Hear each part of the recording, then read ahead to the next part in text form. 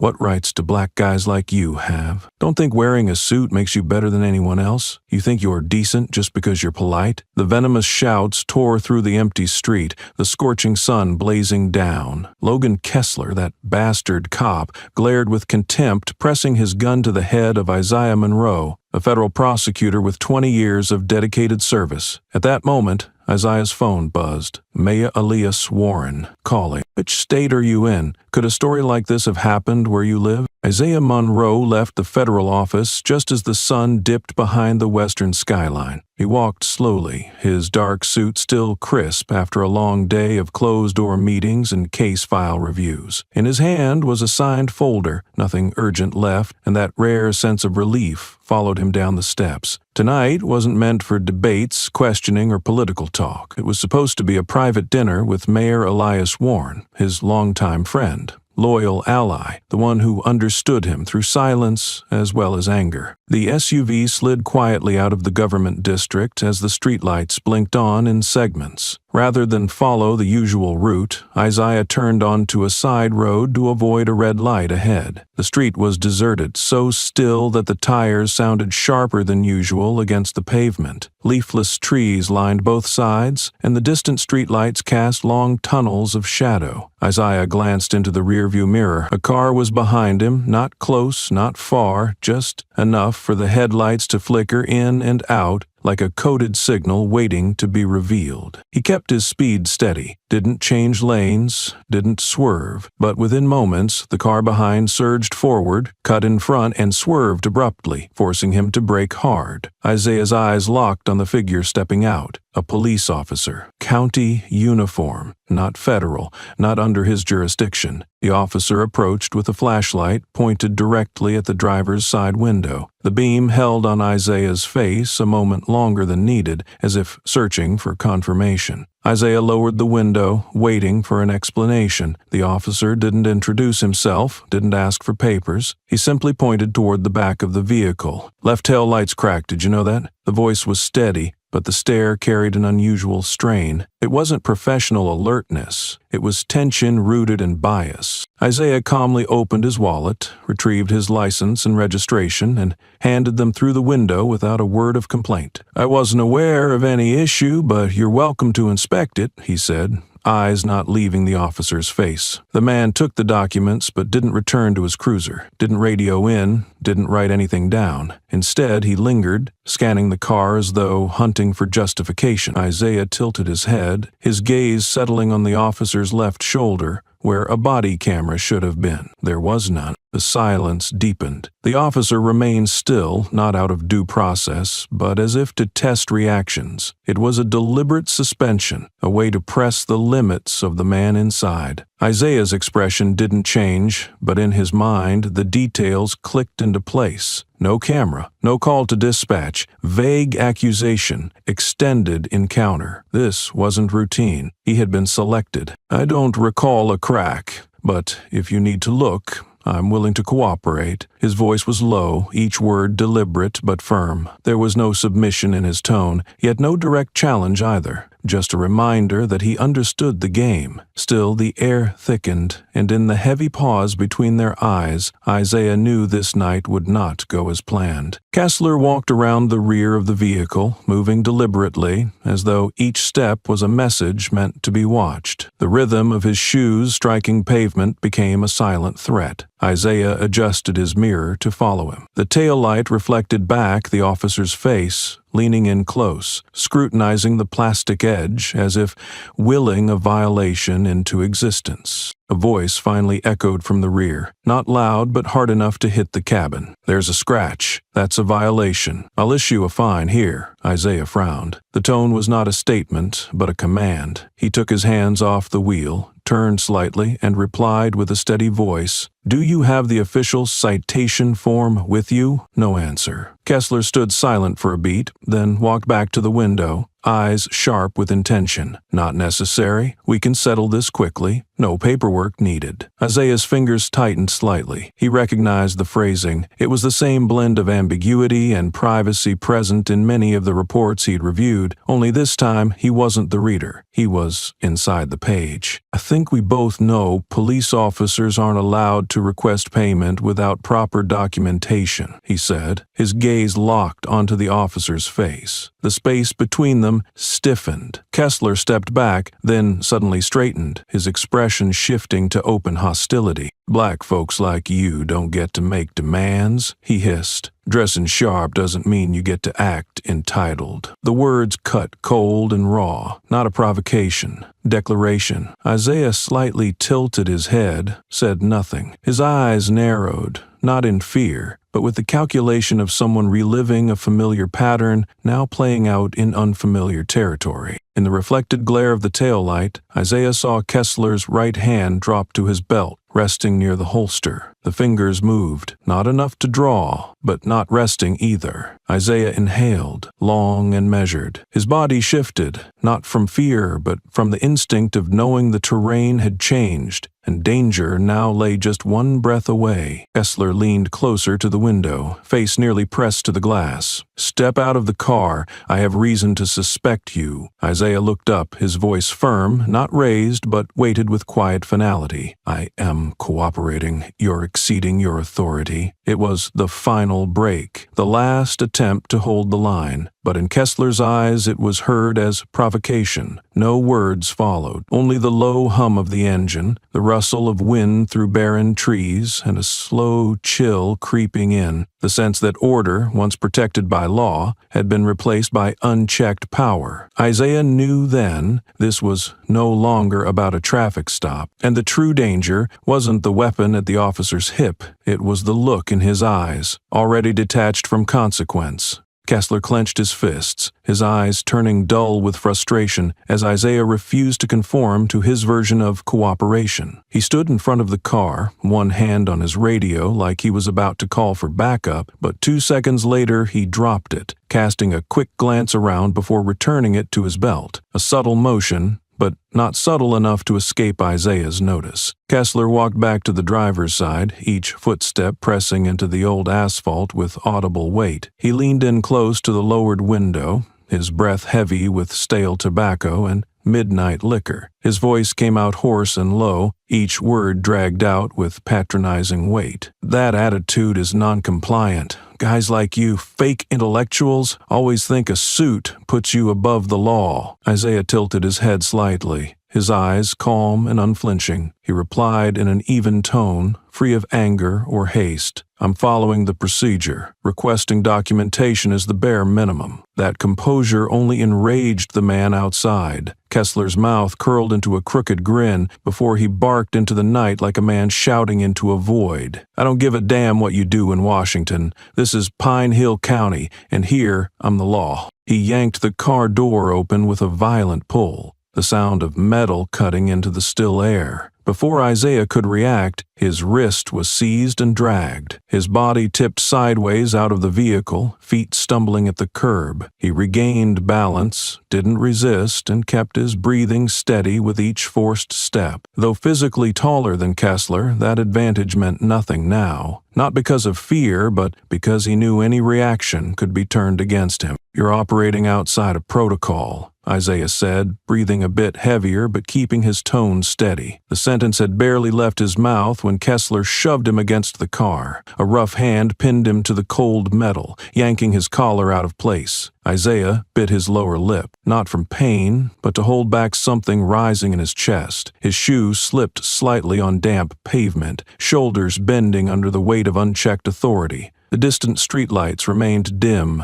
No other cars passed, no voices, no witnesses. Wind brushed beneath his coat, carrying the cold downhill. Isaiah glanced at the pavement beneath him, then closed his eyes for a moment. He no longer wondered if this was misconduct. It was calculated humiliation, a stripping down of dignity to assert dominance. Every measured reply he had given seemed twisted into defiance. But he didn't change his approach, because some people win by shouting louder, and others endure by knowing when silence speaks louder than words. In that darkness, with his face pressed against the cold paint, Isaiah opened his eyes toward the flickering yellow lights ahead, marking a blurred line between freedom and degradation, a line that tonight had clearly vanished. His back was forced against the hood, the metal chilling him to the spine through his suit. Kessler's hand pressed down on his neck, his elbow digging into his shoulder, throwing off his balance. In the silence stretched along the empty road, sounds began to echo unnaturally. A whisper of wind passed his ears, followed by a guttural snarl behind him. "Look at me like that again,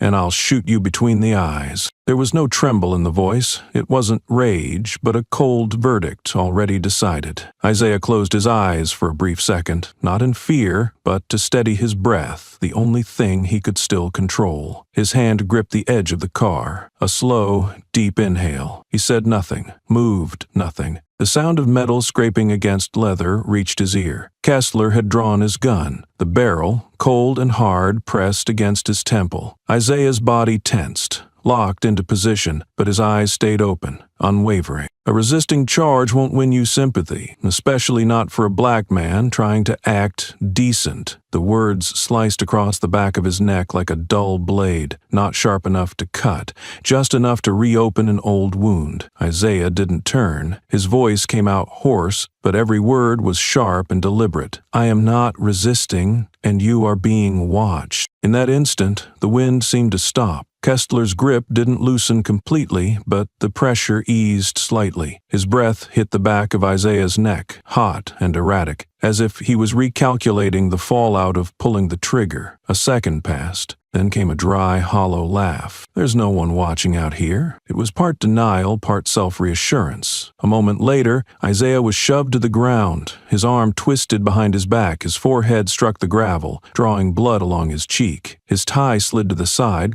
collar stretched. The earth's roughness pressed against his face. In that moment he understood. Dignity could be ripped apart without another word. Kessler's hand forced down on his wrist, pressure targeting every joint. Yet Isaiah didn't scream, didn't cry out. His eyes stayed wide, fixed on the void ahead, not seeking salvation, but anchoring something unbroken deep inside. His silence was no longer restrained. It was the last stand of self-respect. A phone began to ring from inside his jacket, just inches from the ground. One clear chime, not loud, but piercing like a siren in a sealed room. Kessler flinched. He bent down. The screen lit the pavement like fractured glass. One name appeared across the cracked display: Elias Warren. Calling. Isaiah remained still. Blood from the cut began tracing a line down his cheek. He turned his eyes toward Kessler. No fear, no hatred, just a steady, unshaken stare. Kessler met that gaze, gun still in hand, but now his palm may have begun to sweat. No words were exchanged, but the balance had shifted. A false sense of control had just cracked from the sound of a single call. And Isaiah knew that was the first ripple of a system beginning to respond, slowly but undeniably. The phone rang again, slow and deliberate, like a gavel striking down on the tense silence between the two men. The sound came from Isaiah's breast pocket, soft but sharp in Kessler's ears. He flinched slightly, eyes flicking toward the faint blue glow bleeding through the wrinkled fabric, pulsing against the dusty ground in an unsteady halo. Isaiah remained still, one cheek swollen and bloodied, his breath deep and tightly held within his chest. He didn't move or respond. His eyes locked upward as if he could control the entire space through a silence heavier than any scream. The phone kept ringing, steady as the heartbeat of someone who knew they had regained the upper hand at the exact moment it mattered most. Kessler glanced quickly at Isaiah, then back again. His eyes shifted constantly, from the blood on the man's face to the weapon still gripped in his hand, then back to the flashing light in the pocket. Something inside him wavered. The arrogance that had carried him until now began to bend. Power born from a gun was suddenly staring down on something else, unclear but heavier. The name on the screen glowed sharply in the dark: Elias Warren calling. Kessler stared, stunned, almost not trusting what he saw. His eyes twitched, head lifting and lowering again to confirm he wasn't imagining it. The hand on his weapon trembled, not from instinctive fear, but because he realized he had crossed a line he never should have approached. Isaiah still said nothing, his lips pressed together, watching the man in front of him with the calm, dissecting gaze of someone who knew the system all too well. A moment later, his voice broke the silence. Not loud, not cold, but weighted. "You know who he is? I don't need to tell you." The words snapped something open in Kessler's mind. He stepped back, shoes dragging against the gravel, eyes locked on the screen. His grip on the gun slackened, trigger finger drifting from the curve. He exhaled, then paused again, as if cursing himself for showing weakness. The phone rang again. Same rhythm as every call he'd ever heard, yet now it carried a pressure that felt entirely new. His confusion was no longer about who Isaiah was, but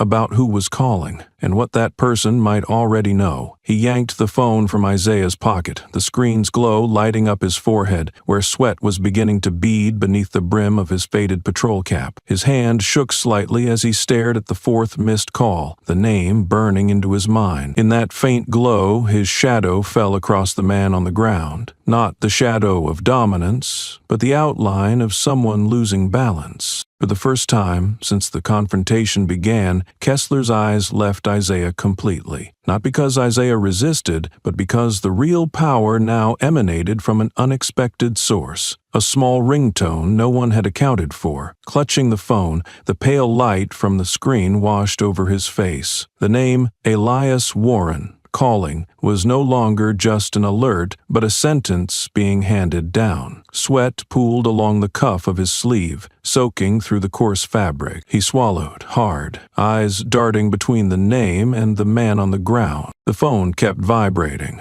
a relentless reminder. Kessler's wrist trembled, the device shivering in his hand. He tightened his grip, trying to hide the turmoil inside. The gun remained in his other hand, but it no longer pointed with authority. With each shallow breath, he tried to convince himself this was still just a traffic stop, that he was still in control. But deep down, he knew control had slipped away the moment that name appeared. Lacey had slipped away the moment that name appeared. Isaiah lifted his head. The blood on his cheek had dried, leaving a dark streak. His voice came, low and resolute. "Do you want to find out what he'll say when he sees you holding that phone, with me lying here like this?" The question wasn't loud or threatening, but it felt like someone pulling the plug on an overheated circuit. Kessler's arm dropped, the gun lowering inch by inch until it hung at his waist. The space between them no longer represented authority, it had shifted into the territory of reckoning. The ringing stopped. The screen went black for a second, then lit up again with a new line of text. "One missed call, Mayor Elias Warren." Kessler stared at the words, thumb hovering as he opened the call log. He moved toward the icon,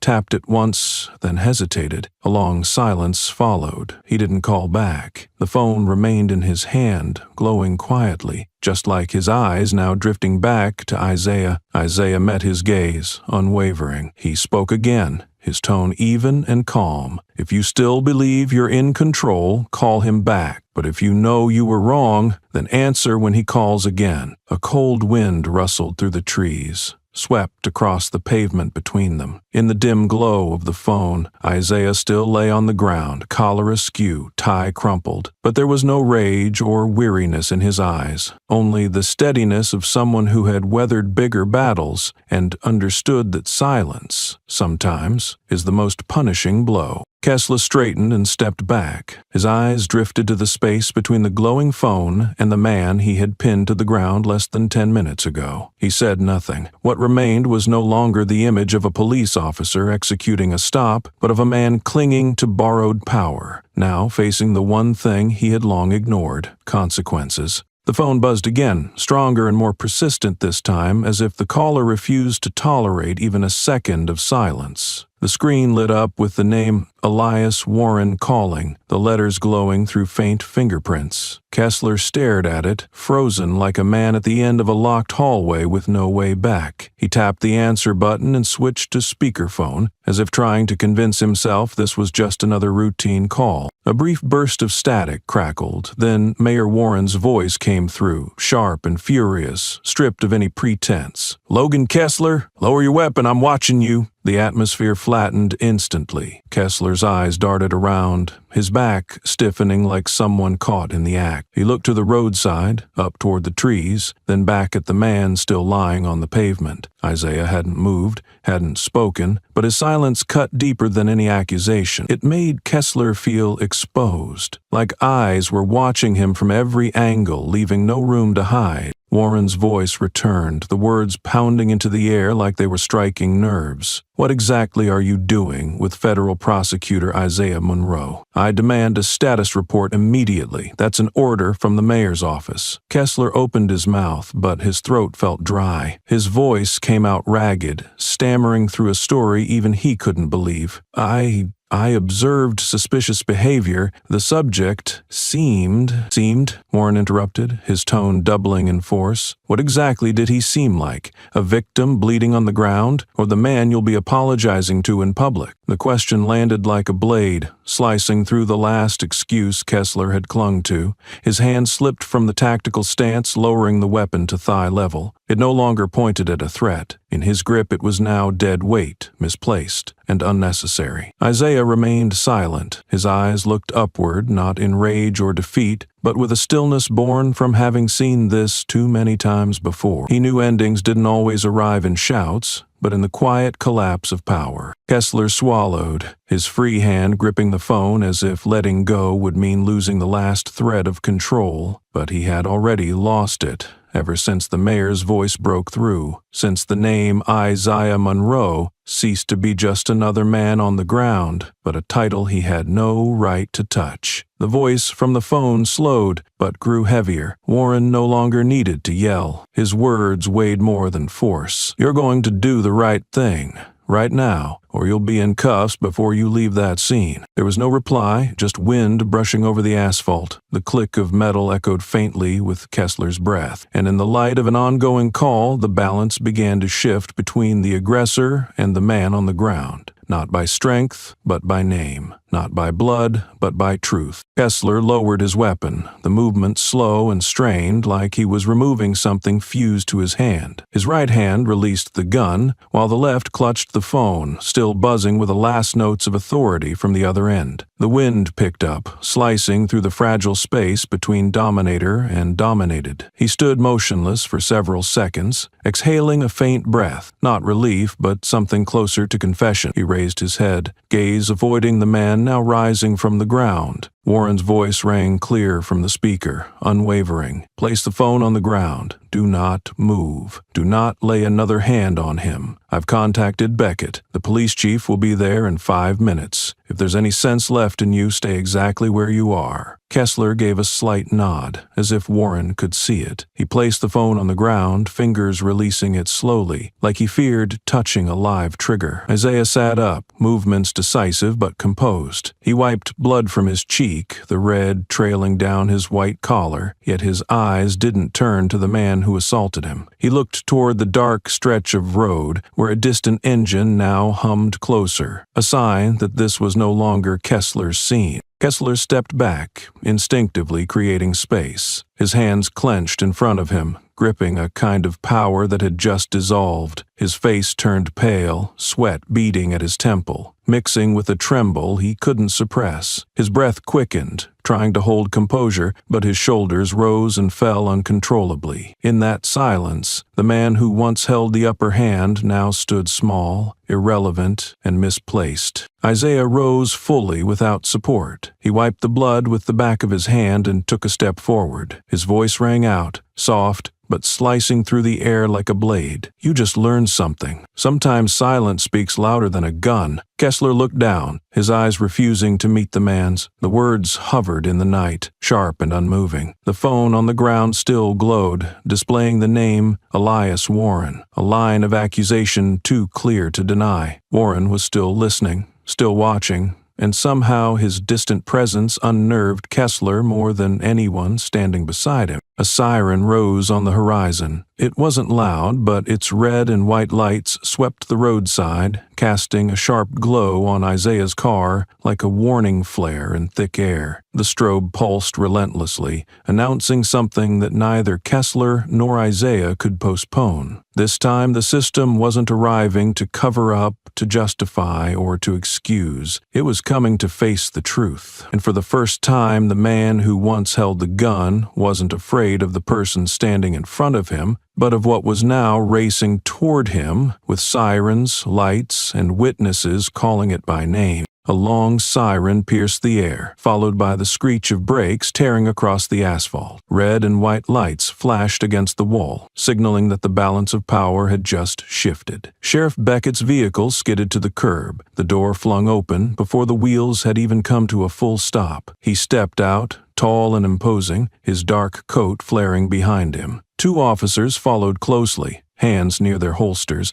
expressions tense. Beckett didn't look at anyone, didn't speak pleasantries. He strode straight to Kessler, who stood frozen under the streetlight. "Put the gun down, get on your knees." His voice carried no emotion, but enough weight to freeze the space around them. Kessler snapped back into the present. He slowly lowered the weapon, placing it on the ground like it might detonate. His face turned pale, rage gone, only confusion tightening every muscle. He bowed his head, raised his hands behind his neck, and knelt beside his own patrol car. An officer moved in silently, twisting his wrist and locking it with cold steel cuffs. A few steps away, Isaiah remained seated on the edge of the sidewalk. One hand braced on the pavement, the other wiped dried blood from his cheek. His eyes followed the scene, not with anger nor relief, just the still focus of someone who had long anticipated this chain of events reaching its next turn. Beckett turned and walked toward him. "Are you all right?" The question came fast, almost as a reflex. His tone held no sympathy, no concern. Just the procedural cadence of two men, once acquainted, now bound by duty more than trust. Isaiah didn't answer. He gave a slight nod, their eyes meeting briefly. In that glance there was no agreement, no grudge, just two men, one assaulted, the other speaking for the machine behind the badge, both silently measuring the gaps between what the law says and what it hides. Beckett raised his radio. His voice rang out with clip precision. "Scene is under control. Kessler has been detained. Request medical and internal oversight at the location immediately." The words were firm, composed, but urgency bled through each syllable. Everyone knew this incident would ignite headlines by morning. Beckett stood at a crossroads: preserve the system or confront the truth. One officer guided Kessler toward a separate vehicle, checking the handcuffs carefully. Kessler was pushed into the back seat,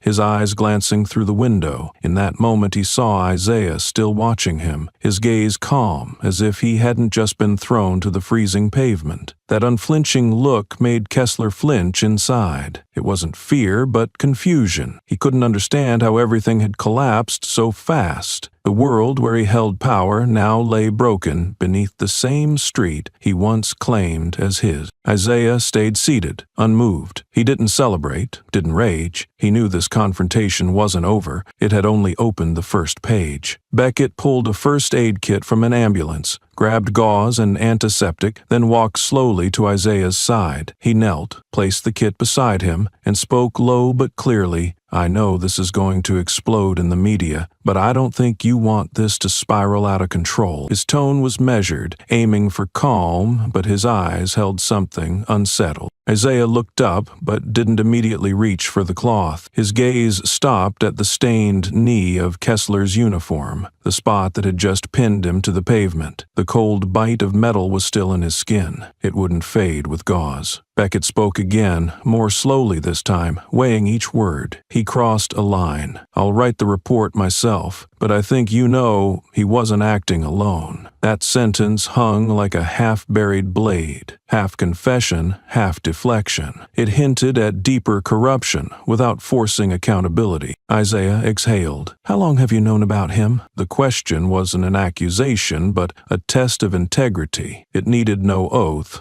only truth. Beckett didn't meet his eyes. He took a step back, watching the ambulances arrive. "I'm here to keep this system from blowing up, not to destroy it." The answer revealed everything. Beckett wasn't a savior or a villain. He was the gatekeeper of a structure built to endure, and anyone who cracked its shell, victim or perpetrator, was a threat all the same. Isaiah understood that. Kessler's handcuffs weren't punishment. They were a calculated measure to prevent the machine from being exposed too quickly, a necessary act once the public eye began to burn. But the truth remained imprisoned, not freed. Behind them, an engine started. Kessler was driven away, his mind still unable to grasp his new role as a suspect. As the door slammed shut, Isaiah slowly stood, accepting help from a medic. He didn't reject care, but his eyes stayed fixed on Beckett, reading the calm for signs of artifice, calculation. Beckett stood tall, hands behind his back, eyes cast forward like a man completing a role written long ago. But he knew no one here truly believed justice had been served. Isaiah turned, nodded at the medic, then looked back at Beckett. He said nothing. No thanks, no condemnation. His eyes said it all. "I know who's really on my side, and this time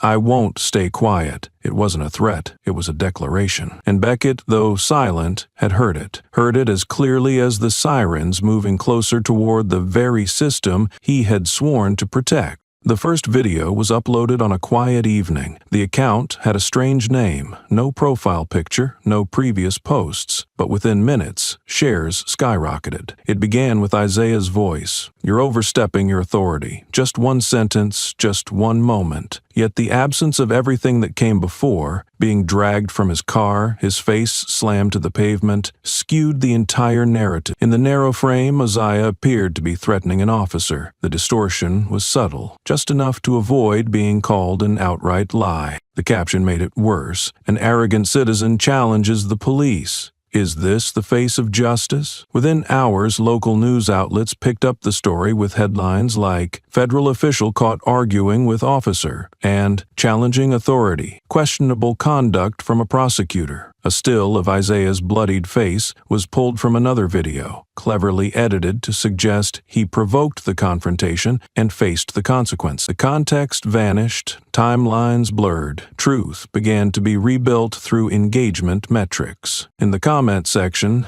outrage surged from both sides. A large group condemned Isaiah with brutal remarks. "A hypocrite, pretending to uphold the law just to gain special treatment. He probably thinks his skin color and title make him untouchable." Many accounts used profile pictures of national flags and pro-police slogans, blaming Isaiah, calling him arrogant, and accusing him of staging the encounter for attention. On the other side, a handful of users tried to ask for context, questioned the source of the clip, and requested the full dash cam or public surveillance footage. But those voices were drowned out by likes, shares, and fury spreading far faster. Anyone offering a different view was mocked or labeled as defending lawbreakers or anti-police. On Twitter, the hashtag #NoOneAboveTheLaw unexpectedly climbed into the regional top 10. Influential accounts began reposting the video, not condemning Isaiah outright, but using phrases laced with sarcasm. "Always great to see the educated get reminded like everyone else." These insinuations tilted the crowd further, framing Isaiah as a power-hungry official challenging the system. By morning, Isaiah's reputation had cracked. His name was no longer followed by federal prosecutor, but by the phrase, "a disruptor who thinks he's above the law." Local news led with the edited clip, and although the anchor maintained a neutral tone, the closing question seeded doubt. A citizen and a police officer. What lies behind these controversial images? Beneath the flow of information,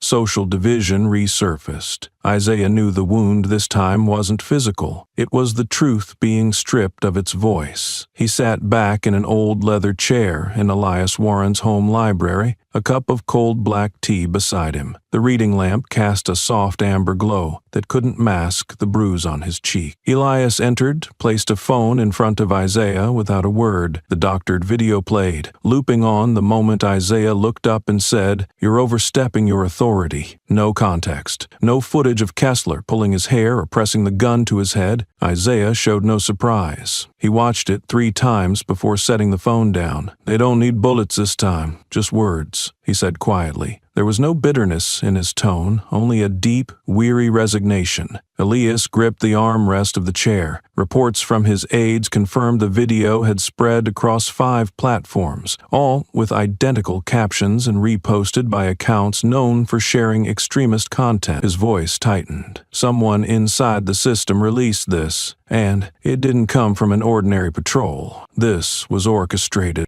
Isaiah nodded silently, his gaze drifting to the barely open wooden door. Behind it, Danielle was meeting with Warren's media and legal advisors. She had been Isaiah's legal aide for 3 years. Since the incident, she hadn't spoken publicly or offered suggestions. That was unlike her. Elias followed Isaiah's gaze, then slowly nodded. "I'm thinking about her too." He wasn't accusing, but his eyes were wary. The civil rights group Justice and Equality defended Isaiah on morning radio, highlighting racial bias and demanding full camera data. Less than an hour later, Foxwell News, funded by far-right media groups, aired a counter-segment focusing on the arrogance of federal officials, using old clips from hearings where Isaiah had challenged officers about abuse of power. The anchor's tone mixed sarcasm and attack, suggesting that people like Isaiah used their titles to trample the system instead of serving it. At the state legislature, a few right-wing lawmakers began publicly questioning whether prosecutors should have unilateral authority over cases involving police. They didn't name Isaiah, but those paying attention understood the target. Calls and messages spread quietly through legislative and media networks like a campaign already prepared. Isaiah saw it clearly. It was what he once called strategic distortion. But this time it wasn't in reports. It came through memes, edited clips, and trending hashtags. When Elias suggested holding a press conference to strike back, Isaiah shook his head. "I won't defend myself, not yet. Let them think I'm silent because I'm afraid," he said, eyes fixed on a screen displaying hundreds of new comments. He didn't need to read them. He'd seen the same before, just not directed at himself. Now he was the one in the crosshairs.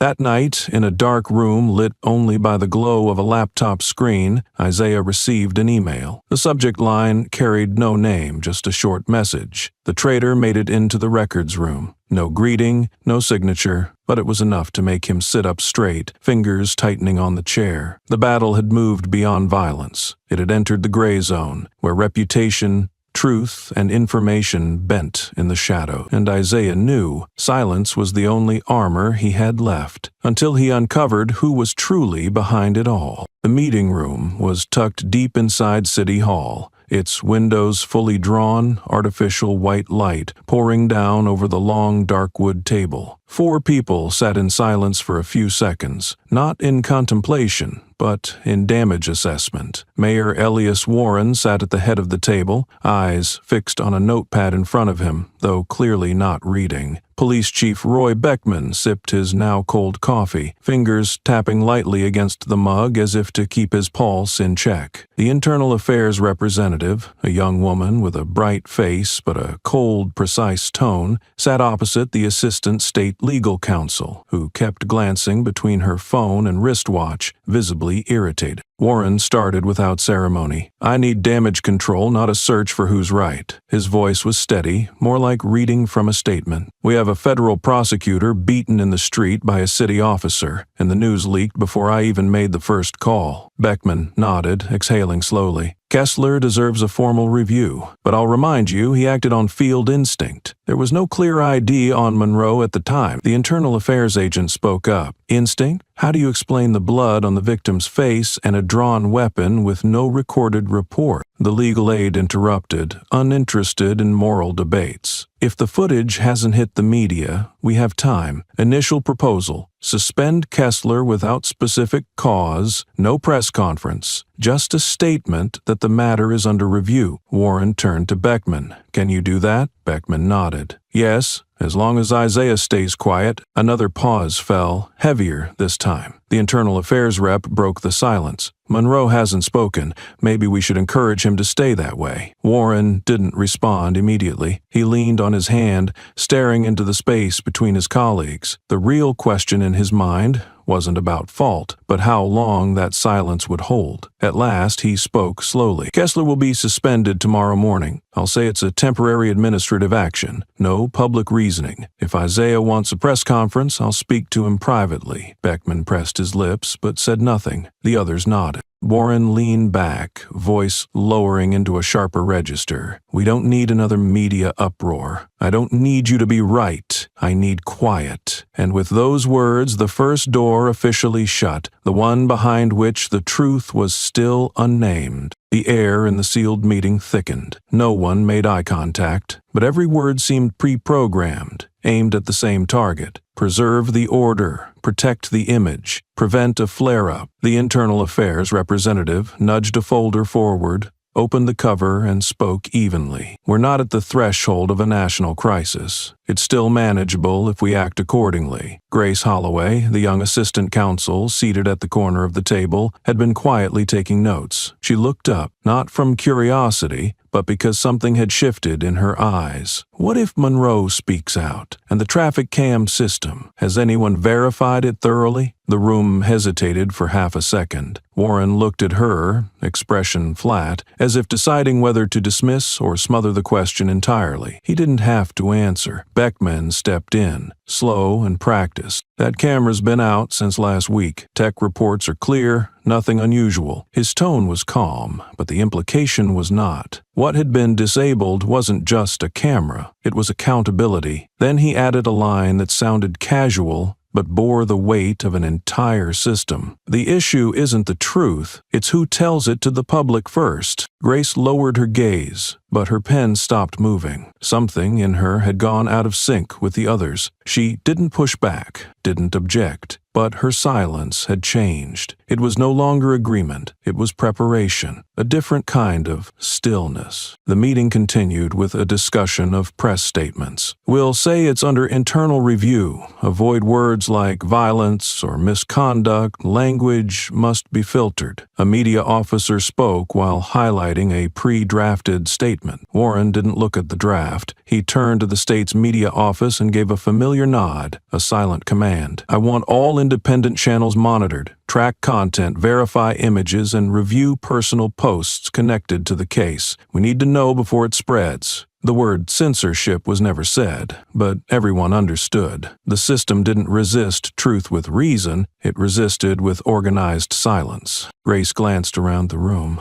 The cold white light bathed unopened files, averted gazes, and unanswered questions. Why were they so afraid of the truth? No one replied. They were too used to comfort, too familiar with surviving in the gray space between law and politics. Warren finally stood, voice flat. "No one makes independent decisions. Everything goes through my office." That line sealed the end of a strategy to suffocate truth before it ever breathed. He turned and walked out, light from the hallway spilling into the room of calculations. But Isaiah was still absent, and that absence was the clearest proof yet that justice had been pushed off the table. Again, Isaiah sat still in his office, faint light filtering through the dusty window pane. On the screen in front of him was a system error. "File does not exist or has been altered." The same message repeated every time he clicked on the surveillance footage near the location of his assault. Each click was like a blade digging deeper into his suspicion, growing louder inside his head. This wasn't a system glitch. It was a deliberate act. He switched to the access control system, filtering by the time of the incident. A single name surfaced clearly: Marcus Gill. Isaiah's heartbeat slowed for a moment. That name once stood for reassurance. Marcus had been his most trusted aide for over 6 years, a sharp, discreet professional who came from the upper ranks of the Department of Justice's media division. In a closed meeting long ago, Marcus had once said, "What gets brought into the light must be measured. The public doesn't need the whole truth, just the version that causes the least panic." Isaiah had brushed it off then as a bureaucratic philosophy. Now, It returned like a confession. He continued digging, this time pulling logs from the primary backup system. Security reports showed Marcus's account had logged into the backup database, a system normally restricted to senior technicians or specially authorized staff. The timestamp was less than an hour after Isaiah had been assaulted. The phrase "video backup pending overwrite" appeared silently in the notes. The evidence had been altered at the source. Part of him wanted to deny it.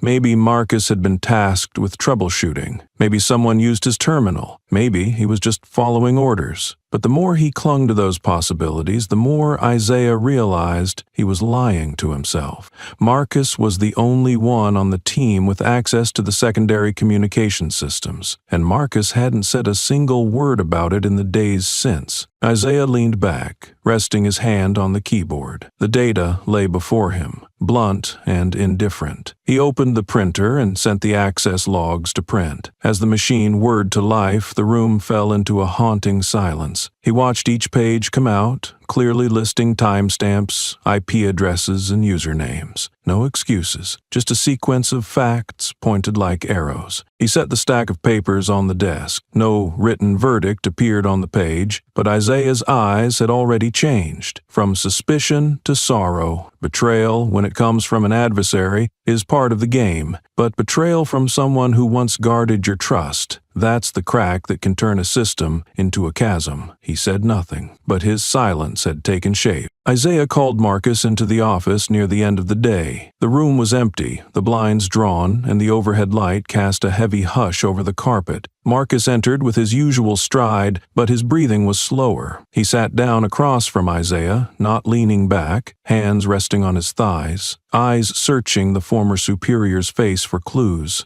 Isaiah gave a small nod, as though inviting a routine exchange, but his voice was lower, more composed than usual. "I remember when you were still with the Department of Media, you once said some truths need filtering. That's your professional philosophy, isn't it?" Marcus tensed slightly, but nodded. "We were trained that way. News must be framed properly to avoid negative impact," he replied quickly. A practiced answer. Isaiah opened the drawer, pulled out the printed access log, and slid it across the desk without a word. He tapped a bold line with his finger. "Your account accessed the video archive while I was still lying on the pavement, blood on my forehead and a gun pressed to my temple." The words landed softly, but their weight cracked the surface of the room like a stone dropped in still water. Marcus didn't react immediately. His eyes scanned the numbers, pausing at his name, printed next to the timestamp. I don't know why the times match exactly," he said, trying to sound steady. "Maybe the system logged it wrong, or maybe someone else used my workstation." But his unsteady gaze betrayed the words. Isaiah didn't interrupt. He tilted his head slightly, watching closely. "Did someone assign you to review the footage?" His voice was even, low, but the pressure was suffocating. Marcus stayed silent for a few seconds, lips pressed together before answering. "I was just checking. I noticed a gap in the feed and opened it to see if it was a glitch." It was a response draped in unease, disguised as routine. Isaiah didn't argue, but his expression grew colder. "You know this isn't a coincidence anymore, Marcus. Systems can glitch, people can forget, but timestamps don't lie. Every action leaves an echo." Marcus's hands clenched slightly on his thighs. His shoulders lowered, as if some invisible weight was pressing down. His eyes showed conflict between denial and surrender. He didn't protest, didn't leave. He just sat there, like a pawn caught mid-board, unable to retreat or advance. Isaiah stood. He didn't issue commands or press further. He walked around the desk, toward the door. Before opening it, he turned back. Marcus remained seated, facing the screen. The access log still glowed, and in that final glance, Isaiah no longer saw a colleague. He saw a warped mirror, reflecting how brutally fragile trust can be, the very foundation that had carried him through countless battles against deceit. As he exited, the door shut gently behind him. But between the two of them, another door, the one to truth, had opened, and it would not close again. Isaiah stood silently before the dusty wooden cabinet, his hand resting on the old mechanical lock he had secured after his first investigation term. When the latch clicked open, the metallic sound rang sharply in the still room, like a warning. Inside was a stack of files labeled simply DWD under review. A faded red sticker curled at the corners marked its cover. He carried the folder to the desk, drew the curtains, and turned on the lamp. In the enclosed space, he flipped through the pages. The words from that time came back. Reports about Deputy Chief Dennis Wolf, once accused of shielding a group of officers notorious for violent conduct toward inmates at Brentwood County Jail. There were handwritten notes, testimony from anonymous witnesses, even a partial internal camera clip that cut off mid-scene. Everything had once been prepared to form a complete prosecution file. But one page stood out, a red ink note in Isaiah's handwriting that read, "Not yet." It sat above the proposal to escalate the file to the federal office, crossed out in thick black ink, also his. Isaiah recalled why. A trusted source had warned him that Wolf had ties to someone inside the state inspector's office. If that file were submitted, the entire state-level investigation Isaiah led would be dismantled. He had paused, not for lack of evidence, but because the system was too fragile then to endure the blow. Now the luxury of waiting for the right time was gone. Isaiah looked over at the accompanying system access log. There was an unusual entry, an access to the camera data server, timed precisely with the leak of the video showing his assault. The log showed the use of a temporary admin account marked DW. A note beside it read, "Accessed from Coordination Room 3, authorized by Dennis Wolf." He closed the file and leaned back in his chair. His breath slowed, eyes fixed on the ceiling. A single question echoed in his mind. How many times had he forgiven the system by staying silent? He rose, picked up his phone. Before dialing, he glanced once more at the folder. This time, there was no note saying, "Not yet." His voice came low but heavy. He may have been the one who let them in. Isaiah sat before the old computer monitor, the soft blue light catching the fading bruise on his cheek. As he turned to the final page of Wolf's file, he found an internal report bearing his signature draft, dated and detailing the rationale for launching an inquiry. But the recipient section had been blacked out in ink. The destination was the Federal Investigation Office, yet there was no trace that it had ever been submitted. He accessed the internal system, typing in the file ID printed in the top corner, DW45IR. The system confirmed the file had been drafted but never entered the formal review queue. There were no response logs, no record of receipt. Narrowing his eyes, Isaiah executed a deeper scan, unlocking hidden data layers. A warning appeared, "This record is not authorized for modification."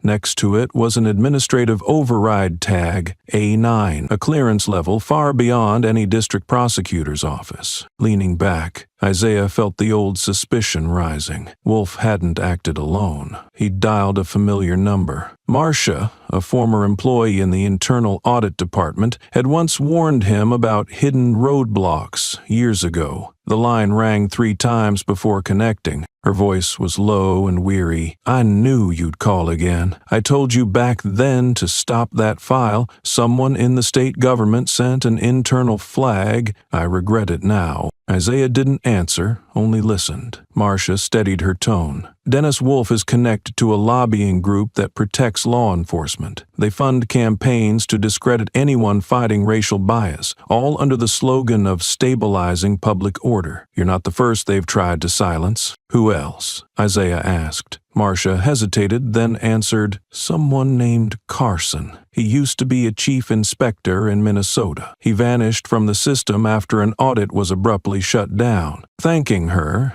Isaiah reopened the report that had never existed. He used a private federal-level access portal, still valid from his oversight role years ago. Each keystroke felt like cutting through layers of deception. At last, he pressed send. A prompt appeared on screen. This document was previously blocked by an A9 clearance. Proceed with override? Without hesitation, Isaiah typed a single word, "Yes." The system paused, then switched to level 5 encryption. A green light blinked. The file was sent, this time, beyond the reach of familiar hands. Isaiah leaned back. No expression of triumph crossed his face. Only silence remained. The silence of someone who had cracked a stone layer hiding the truth, and now knew the layer beneath would be far more brutal. Isaiah sat still at the old wooden desk in his private office, the same one where he had drafted hundreds of indictments and prosecutorial decisions. Afternoon light touched the surface of a press release lying before him, its headline referring vaguely to an incident during a routine citizen check, with no mention of his name. The language was cold, diluted into administrative jargon, carefully erasing every trace of the violence that had taken place. Isaiah furrowed his brows slightly,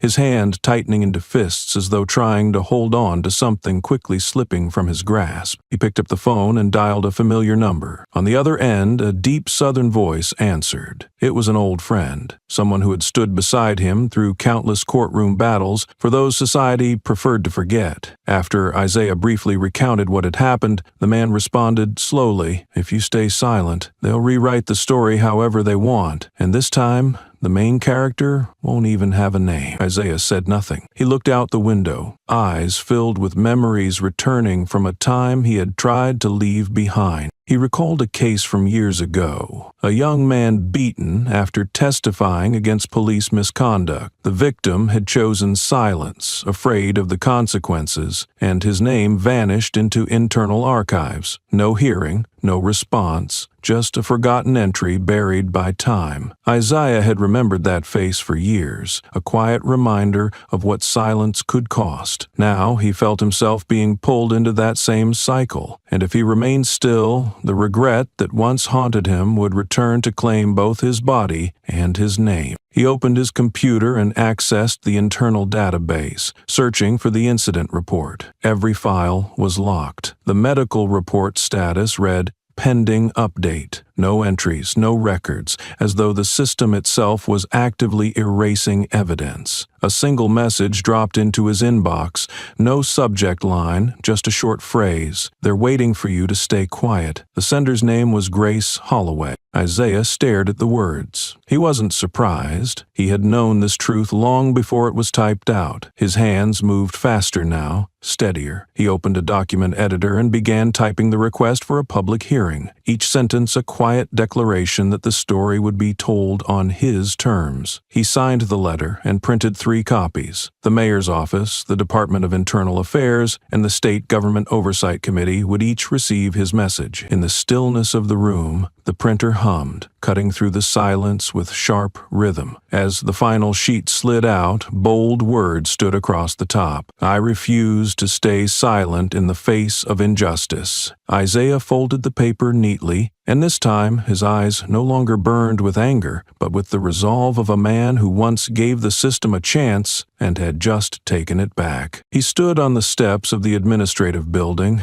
morning light casting faint shadows across the slight bruise on his cheek. In his hand was the tightly bound file, its edges still damp with ink. Each step into the marble-floored hallway echoed with quiet finality. Some staff averted their eyes as he passed, others glanced briefly, then turned away, as if his presence carried discomfort rather than welcome. At the reception counter, he placed the file on the desk. The clerk, a young legal assistant, scanned the document quickly, biting her lip. "We'll review your request," she said, voice caught between formality and caution. Isaiah looked straight at her, gaze unwavering. "I didn't submit it for review. I submitted it to bring them into the light." The words cut through protocol, leaving a tense silence in their wake. Later that day, Grace Holloway arrived at his office unannounced. She handed him a sheet of paper, a draft of the press release soon to be published. Isaiah read it line by line. Kessler's name was absent. There was no mention of violence, no indication that Isaiah had been a victim. The entire narrative had been compressed into a single phrase. "The matter is under internal review." Grace said nothing, but her eyes carried a question unspoken. How much longer could silence hold? At the same time, Marcus Ayers, an independent journalist known for covering abuse of power cases, received an anonymous message with a photo of Isaiah holding the file at the administrative building. Marcus texted him immediately to request an interview.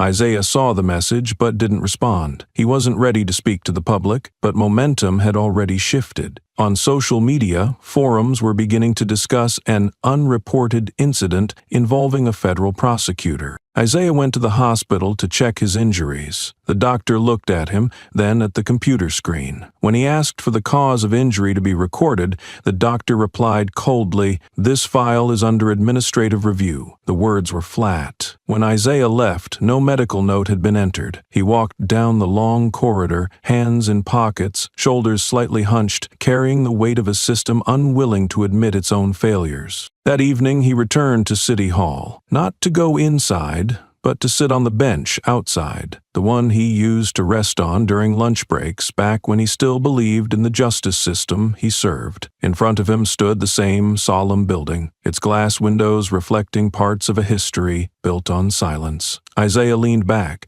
eyes steady. He knew nothing would ever return to how it once was. Beside him, a copy of the file lay untouched in his briefcase. He spoke quietly, as if to himself, and to anyone listening who still hadn't found their voice. "They once chose me because I knew how to stay silent. Now they'll have to listen when I speak." Isaiah Monroe sat in quiet reflection at his desk, the light from the window casting across a file freshly delivered from the Department of Justice. The name at the top, who had authorized the formation of the investigative task force, didn't surprise him, but the name at the bottom did. It read, Special Inspector Celia Grant, and it stopped him for a moment. Nearly a decade had passed since he last saw her, back at the graduation of the federal training course. Celia had been one of those rare students who forced him to stay sharp, someone whose critical thinking and fierce questioning never allowed complacency. Some names, even without closeness, evoked the sense of an honest duel. Their meeting took place in a small cafe tucked between two office towers, a spot government officials rarely frequented. Isaiah arrived early, sitting in the deepest corner, observing passers-by through the mirrored glass. Celia entered right on time. No handshake, no pleasantries, just a seat and a silent flip of the file folder between them. He gave a brief nod, eyes subtly tracing the familiar yet changed face across the table, sharper, colder, more reserved. "Someone wants you off the board," she said without preamble. Isaiah looked her straight in the eye. The bluntness made him cautious, but not surprised. "Should I prepare for a fair investigation or a scripted elimination?" he asked. Celia tilted her head, half smiling. "Both. They know you won't bend easily, so the only way is to make you slip. If you push the media, speak emotionally, and frame yourself as the victim, they'll call it manipulation and a breach of ethics. If you stay silent too long, they'll claim non-cooperation." She pulled a sealed envelope from her coat and placed it on the table. Inside was a copy of the official investigation order. Isaiah scanned the pages until his eyes settled on the real issue. The target of the investigation wasn't Kessler nor the traffic stop, but conduct potentially obstructing judicial process and signs of overreach in internal handling. Vague phrases, crafted to twist any of his recent actions into wrongdoing. He closed the file, thoughtful. This wasn't about uncovering the truth. It was a trap, designed to ensure he stumbled no matter how he moved. Celia glanced at her phone, then set it face down. She lowered her voice. "They didn't assign me because I'm the best. They did it because I trained under you. They're betting I'll hesitate." He studied her a moment, then asked softly, "Will you?" She pressed her lips together, then shook her head, eyes calm to the point of coldness. "No. But you should know the full picture. The ones behind this don't care who Kessler is. They want to measure how much power you still hold." Isaiah said nothing. In that brief pause, as coffee spoons tapped gently against glass cups, he sensed a shift in the wind no one else could feel. He knew this wasn't just an inquiry anymore, it was a calculated purge. When Isaiah returned to his office, the change wasn't in the weak greetings or nods from colleagues. It was in the cautious silence spreading like mist down each corridor, in the averted glances, in the case files placed on his desk with no accompanying explanation. 2 files had been returned, both stamped pending legal procedure review. Petitions he had meticulously prepared, all by protocol, were suddenly suspended with vague justifications too flimsy to be real. On his screen, a new email blinked from the DOJ Oversight Division, the sender an unfamiliar name, unlinked to any previous exchanges. A phone number accompanied the signature. Isaiah picked up the phone and called. The woman's voice on the line was crisp and controlled. "I recommend you refrain from speaking publicly about the ongoing investigation. The department wants to maintain absolute neutrality. You understand that, don't you?" Isaiah paused, then replied in an even tone. "Is there a formal document for that request?" Her answer was sharp. "There will be, if you insist. But I think you're experienced enough to know when to comply." The call ended without a goodbye, and Isaiah understood the message. It was a warning that didn't need ink, a signal of an underground operation, targeting him without the right to respond. His phone buzzed again. A short message from Celia read, "They're stitching your mouth shut with something they call internal protocol." He set the phone down and turned back to his computer. In his mind, a list began to form. Instances where Marcus had accessed files under the guise of assisting. Old cases linked to Dennis Wolfe, once set aside for lack of evidence. Isaiah pulled system logs and tracked user IDs. It didn't take long to uncover a pattern. Marcus had accessed 4 Wolfe files, including one use-of-force case that had nearly gone to full investigation but was derailed at the last minute. He didn't need more proof to see the shape of it. Kessler was the decoy, a sloppy aggressor sent forward to bait a reaction. The real danger came from those who could stir the waters without ever stepping into view. Wolfe had once been on Isaiah's radar, but was shelved due to insufficient leads. Marcus, once close, had clearly shifted sides. Now they were using the entire system to box him in with policy, procedure, and the flexible doctrine of neutrality. Isaiah stood and walked to the window. Outside, the city flowed as always. Yellow, red, and green lights blinked over endless streams of traffic. But, up on the 14th floor, in this room of crossed-out notes and quiet memos, one thing was clear. Truth was never the priority if it disrupted power, and when the one assaulted becomes the one investigated, silence isn't a safe choice. It's complicity. The name Marcus Reed appeared in the list of candidates for the expert advisory board like a smudged ink blot on what Isaiah thought had been a clear page. He read that line a 3rd time, his eyes still fixed on it. The list came from the newly formed Office of Justice Oversight, an emerging agency designed to supervise senior prosecutors. Marcus's presence on that list wasn't illogical, but it was sudden and, more importantly, no one within the department had heard him express any intent to be nominated. Isaiah closed the email, leaned back, and exhaled slowly. His mind drifted to 2 years earlier, the moment he signed off on Marcus's promotion to senior assistant. At the time, Marcus had been a quiet, sharp analyst, attentive and grounded. Isaiah had once seen him as a near-perfect version of his younger self, principled, idealistic, unwilling to compromise. He had even considered bringing Marcus into the strategic advisory team, but Marcus's modesty and balanced demeanor convinced him the young man would prefer a steady climb built on merit. Lately, Marcus's silence had shifted in tone. It no longer felt like humility. It was the silence of someone watching closely. During an internal meeting a few weeks back, Marcus made a brief comment about establishing a disciplinary protocol for prosecutors, suggesting independent review. Many had nodded, assuming he referred to the system at large, but Isaiah now recalled the precision in Marcus's word choice, the deliberate emphasis on the word prosecutor. He wasn't speaking about the system, he was referring to the one who led it, Isaiah himself. Opening the internal system, Isaiah accessed the nomination tracker to trace Marcus's file. The proposal had been uploaded at midnight 3 days ago. The document was meticulously crafted, more polished than usual, outlining criteria such as independent prosecutorial competency monitoring and limiting personalized reactions from prosecutors under public scrutiny. Each sentence seemed tailored to a recent scenario, though no one was explicitly named. He noticed the last edit occurred just 3 minutes before submission. This was no recycled draft. It was designed for now.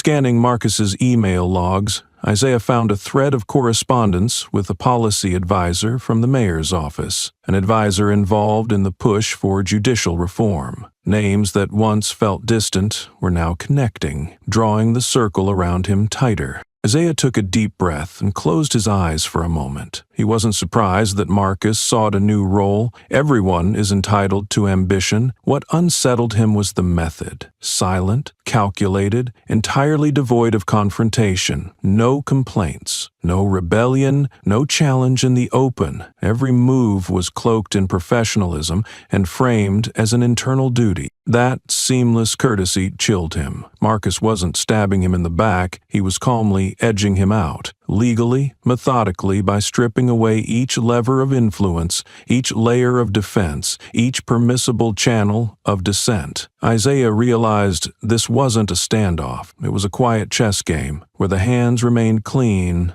but the moves cut deep. Isaiah's steps slowed as he passed the 8th floor hallway. He hadn't meant to stop, but a familiar voice caught his attention. Near a stairwell exit, Marcus was on the phone. His voice was low, nearly a whisper, but one sentence carried clearly through the still corridor. "If I stay silent, I need a guarantee for my role after restructuring." The statement wasn't long nor explicit, but Isaiah had been around long enough to understand what was being bargained. He stepped back, careful not to be seen, then turned down another path. In his mind, the analysis clicked into place. Silence meant knowledge, seeing, knowing, but choosing not to speak. And securing a role wasn't for the passive observer. It was a reward for a participant. Back at his office, Isaiah opened the reporting oversight system. A new file had bypassed his authorization, going straight to the high office. He checked the metadata. Origin, Marcus Reed. Recipients included several administrative units, and one name stood out in the backup logs: Dennis Wolf. The report was a technical review of complaint resolution metrics, unrelated to local police and certainly irrelevant to Wolf. Administratively, Wolf's presence made no sense. Politically, it made perfect sense. Either Marcus was consulting Wolf, or Wolf was guiding him. Isaiah didn't confront Marcus outright. Instead, he met him in the small break room at the end of the hall, a quiet space where conversations often avoided being recorded. He asked in a calm, even tone, just like any strategic debrief, "You're preparing to step into another role, aren't you?" Marcus didn't flinch or feign surprise. He simply set his coffee down and replied slowly, "If I can do something to keep the system from breaking, then I will, wherever I need to stand." It wasn't a betrayal. It wasn't even an attack. It was confirmation. The rationale of someone choosing stillness in the storm, that proximity to the center of power, would keep him standing. Isaiah remained silent. What he had just heard was a quiet admission that something was forming, and Marcus had chosen to stand inside it. Returning to his desk,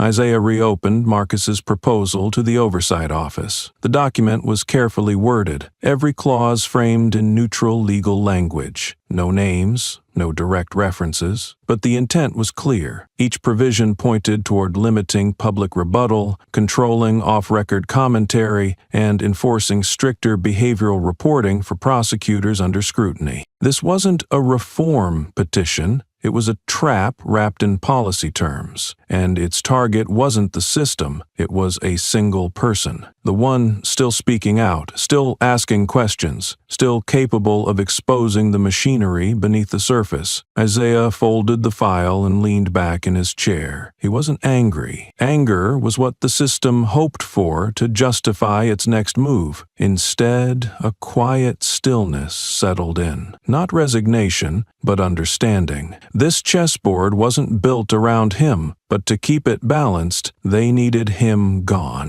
The screen in front of Celia lit up with streams of encrypted access logs, lines of code scrolling like bold gray words, telling a story no one dared to speak. She typed a few quick key combinations to extract login records by user access points, limited to 3 days from the moment the doctored video began circulating. Among dozens of legitimate entries, one stood out. A high-privilege account, almost supervisor level, accessed the unprocessed backups folder where the original unedited footage was stored. Celia rechecked the credentials. The account was protected by two-factor authentication, not a temporary access key, and more importantly, it came from a fixed IP address. Workstation number 17 in Administrative Sector C. That was the personal terminal of Marcus Reed. She paused for a moment. Her heart pounded, but her hands stayed steady. Downloading, converting, compressing, and transmitting the data took 20 minutes. The data stream bypassed the official security channel and went through a secondary relay network, the kind of tactic only someone well-versed in evading oversight would know. Celia launched the deleted email recovery tool. Within the server's auto backup files, she found a small file marked Recalled Unsent. It was double encrypted, but a draft had been cached. She opened the draft. The first sentence appeared instantly, without flourish or disguise, just one sharp line like a blade. I have the original footage. In return, I want that seat. Celia leaned back, her arms falling to her sides. The screen kept flashing command lines, but she wasn't looking anymore. In her mind, images of Marcus played. Marcus, who once stood beside Isaiah in every strategic briefing, who spent hours dissecting evidence, who once vowed no one would bend justice easily. Now it all peeled away, exposing someone she once believed in. She checked the recipient field. The address was encrypted, but its origin traced back to a secondary server used by the operations department, an anonymous account structured like Dennis Wolf's internal system. The pieces began to link. The person who leaked the video wasn't a hacker, nor was he an outsider. It was someone with access, and once with trust. Celia wasn't easily shaken, yet her hand tensed as she read the email again. She didn't know when Marcus started, but it was clear he had planned long enough to know every weak spot in the system Isaiah had built. The plan was precise, calculated, and deliberate. She didn't call, didn't write a report. She printed the email, placed it in a thick envelope, sealed it, and hand-wrote 3 words on the front, for A.M.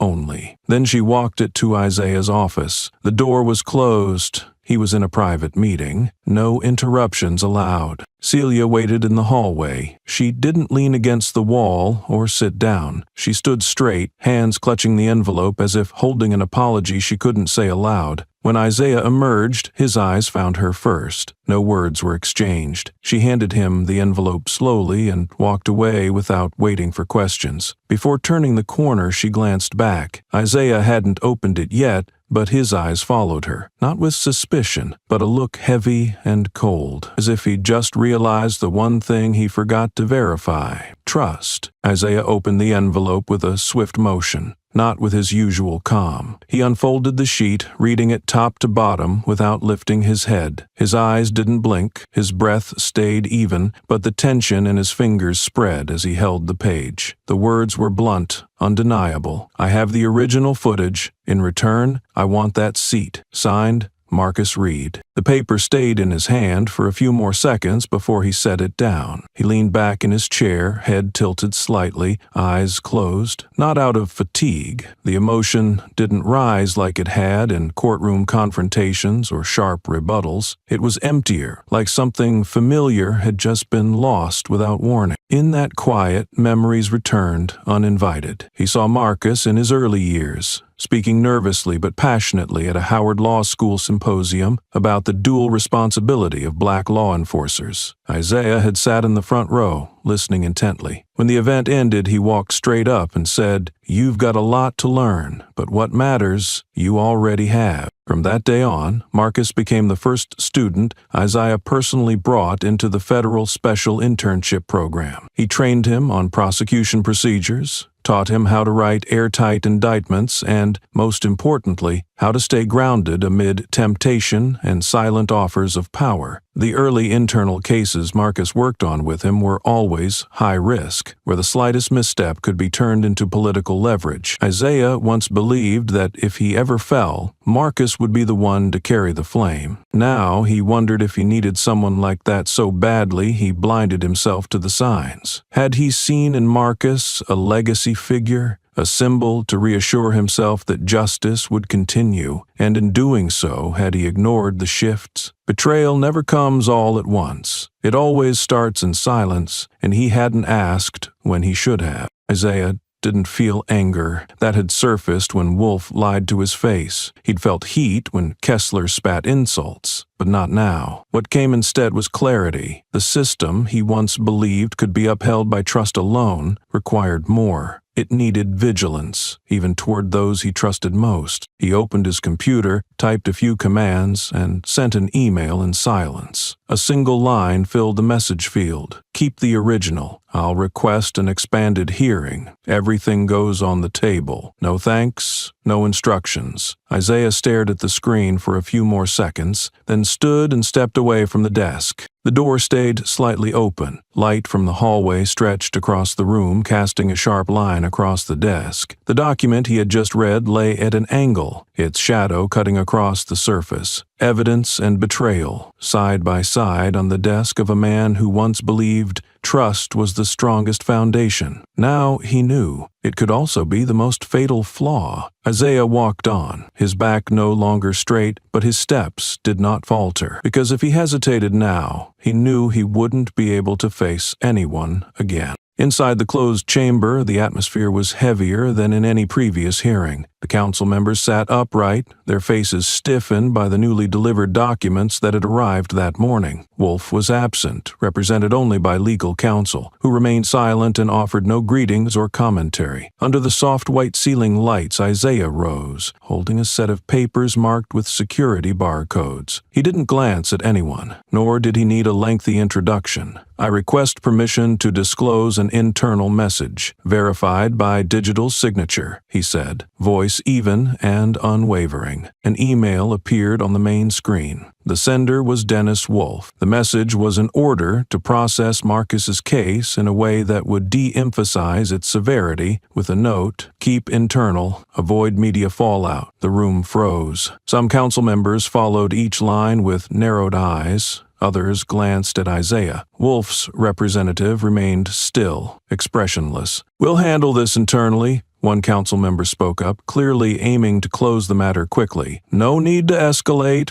Isaiah gave a slight nod, but his hand did not leave the folder. "I propose the hearing be expanded, not only for Marcus's case, but for all internal communications and disciplinary files handled by Mr. Wolf, especially those under Code A9. Several council members instinctively sat straighter. A9 had never been publicly acknowledged. It referred to a cluster of complaints tied to senior officers, most of which had been suppressed early on. Isaiah opened the file and read each phrase slowly. In the third email, Wolf wrote, "Maintain consensual silence, avoid media fractures." That's not a directive. That's the blueprint of how this system was built. A member furrowed his brow and cut in. "You're pushing us outside our jurisdiction. This is a hearing, not a full-scale investigation." Isaiah placed the papers on the table, unfazed. "Then how many acts of collusion lie beyond our jurisdiction simply because we refused to look? How many names sit safely protected because we once called them colleagues?" Silence settled. No one replied. The recorder glanced at the chair. One senior member closed his eyes for a few seconds, then nodded slowly. "I support the motion." The vote moved swiftly. Some hesitated, but the majority agreed. The final tally appeared on screen.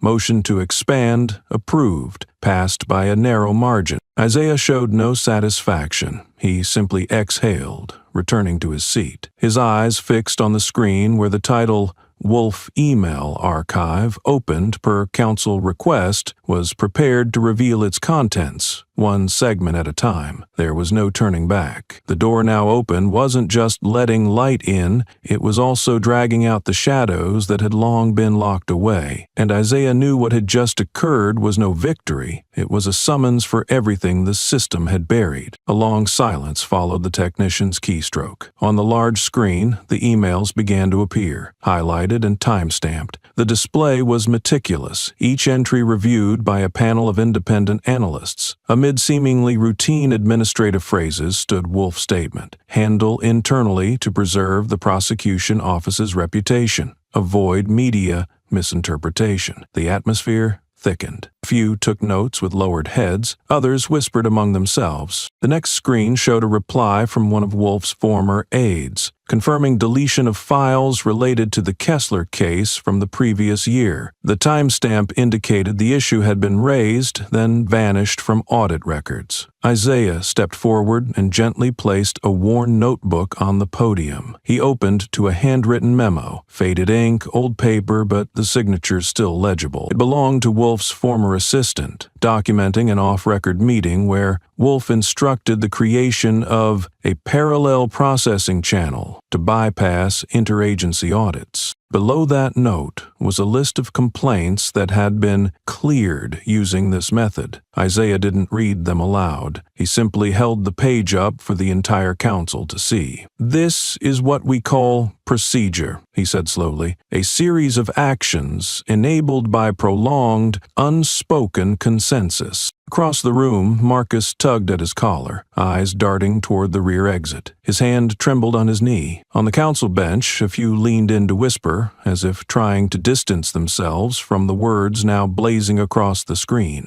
Some pressed hard on their pens, others tapped their fingers nervously. All avoided Isaiah's gaze. Another email surfaced. This one was a private exchange between Wolf and his legal advisor, suggesting to let Anine sit unless the feds make a move. The reply read, "No one's asking, so no one needs to answer." Isaiah didn't elaborate. He simply nodded, then held up the final page, an annotated printout with red handwriting in the margin. "Don't let this leave room 3. It was a message from Wolf to an aide when the Kessler case first surfaced. Isaiah turned the page toward the council. "We've already let it leave room 3, he said. "Now it's time to answer not just for this case, but for every moment we've chosen to look away." In that moment, each member seemed isolated, forced to confront their individual role. There were no lights left to blur lines, no difference between the personal and the collective, only a buried layer of truth rising from beneath cold stone, demanding to be named. Isaiah stood still, eyes on the council, as if waiting for them to redefine who they were, because this time no one else could do it for them. Isaiah woke earlier than usual. Inside the temporary apartment nestled deep within the outskirts of the residential zone, everything was unnaturally quiet. He didn't turn on the lights. A faint glow filtered through the glass door, casting soft outlines across the pale tile floor, just enough to catch his own silhouette reflected in the frame. He stood still for a long while, holding a glass of water he hadn't touched, his gaze unmoving. This day had been long awaited, not to be heard, but to no longer be interrupted. When Kevin left his office 2 days ago, the young man had dropped one final sentence, heavy with meaning. "Leaks like that don't happen by accident, Mr. Monroe. Someone on the inside wants to unlock it from the other end." At the time, Isaiah remained silent, but last night he personally rechecked the internal access routes. Logs had been erased, hidden directories recovered, and authentication codes altered at the exact moment the mirrored video was leaked. Every trace pointed in one direction, and the name Wolf was no longer a surprise. On the small dining table by the window, Isaiah had prepared a folder wrapped in black. He didn't send it through the system,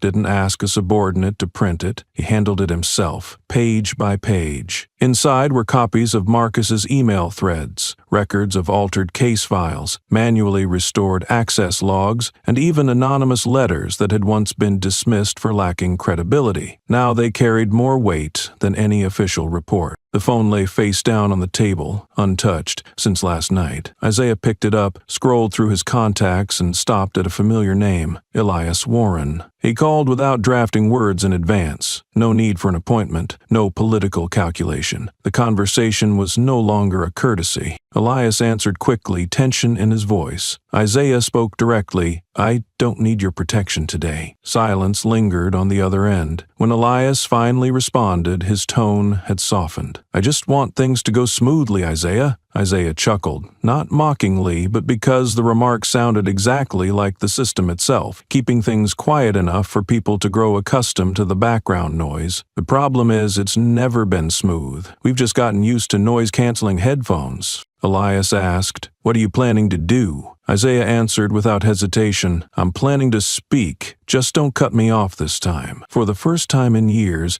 he ended the call with Elias without a thank you or a promise to catch up. No negotiation, no plea for agreement. He knew Elias was still an ally, but allies had limits, especially when they operated inside a structure built on compromise. Isaiah had stepped outside that circle. The room returned to stillness. He sat down, opened the folder, and scribbled a short line across the cover page. "No one will speak for me. No one will act in my place." Then he folded it, placed it into his leather briefcase, locked it, and stood. Beyond the window, daylight had become clearer. The sky held little cloud, but somewhere beyond sight, a storm was waiting, and he would be the first to walk into it. The morning broadcast ran a special report, opening with footage of the federal building where the public hearing would take place. One anchor referred to Isaiah Monroe as a former symbol of prosecutorial integrity, while the other raised an eyebrow and added, "But does that integrity hold once he becomes a political focal point?" Two voices, two tones, aired on national television.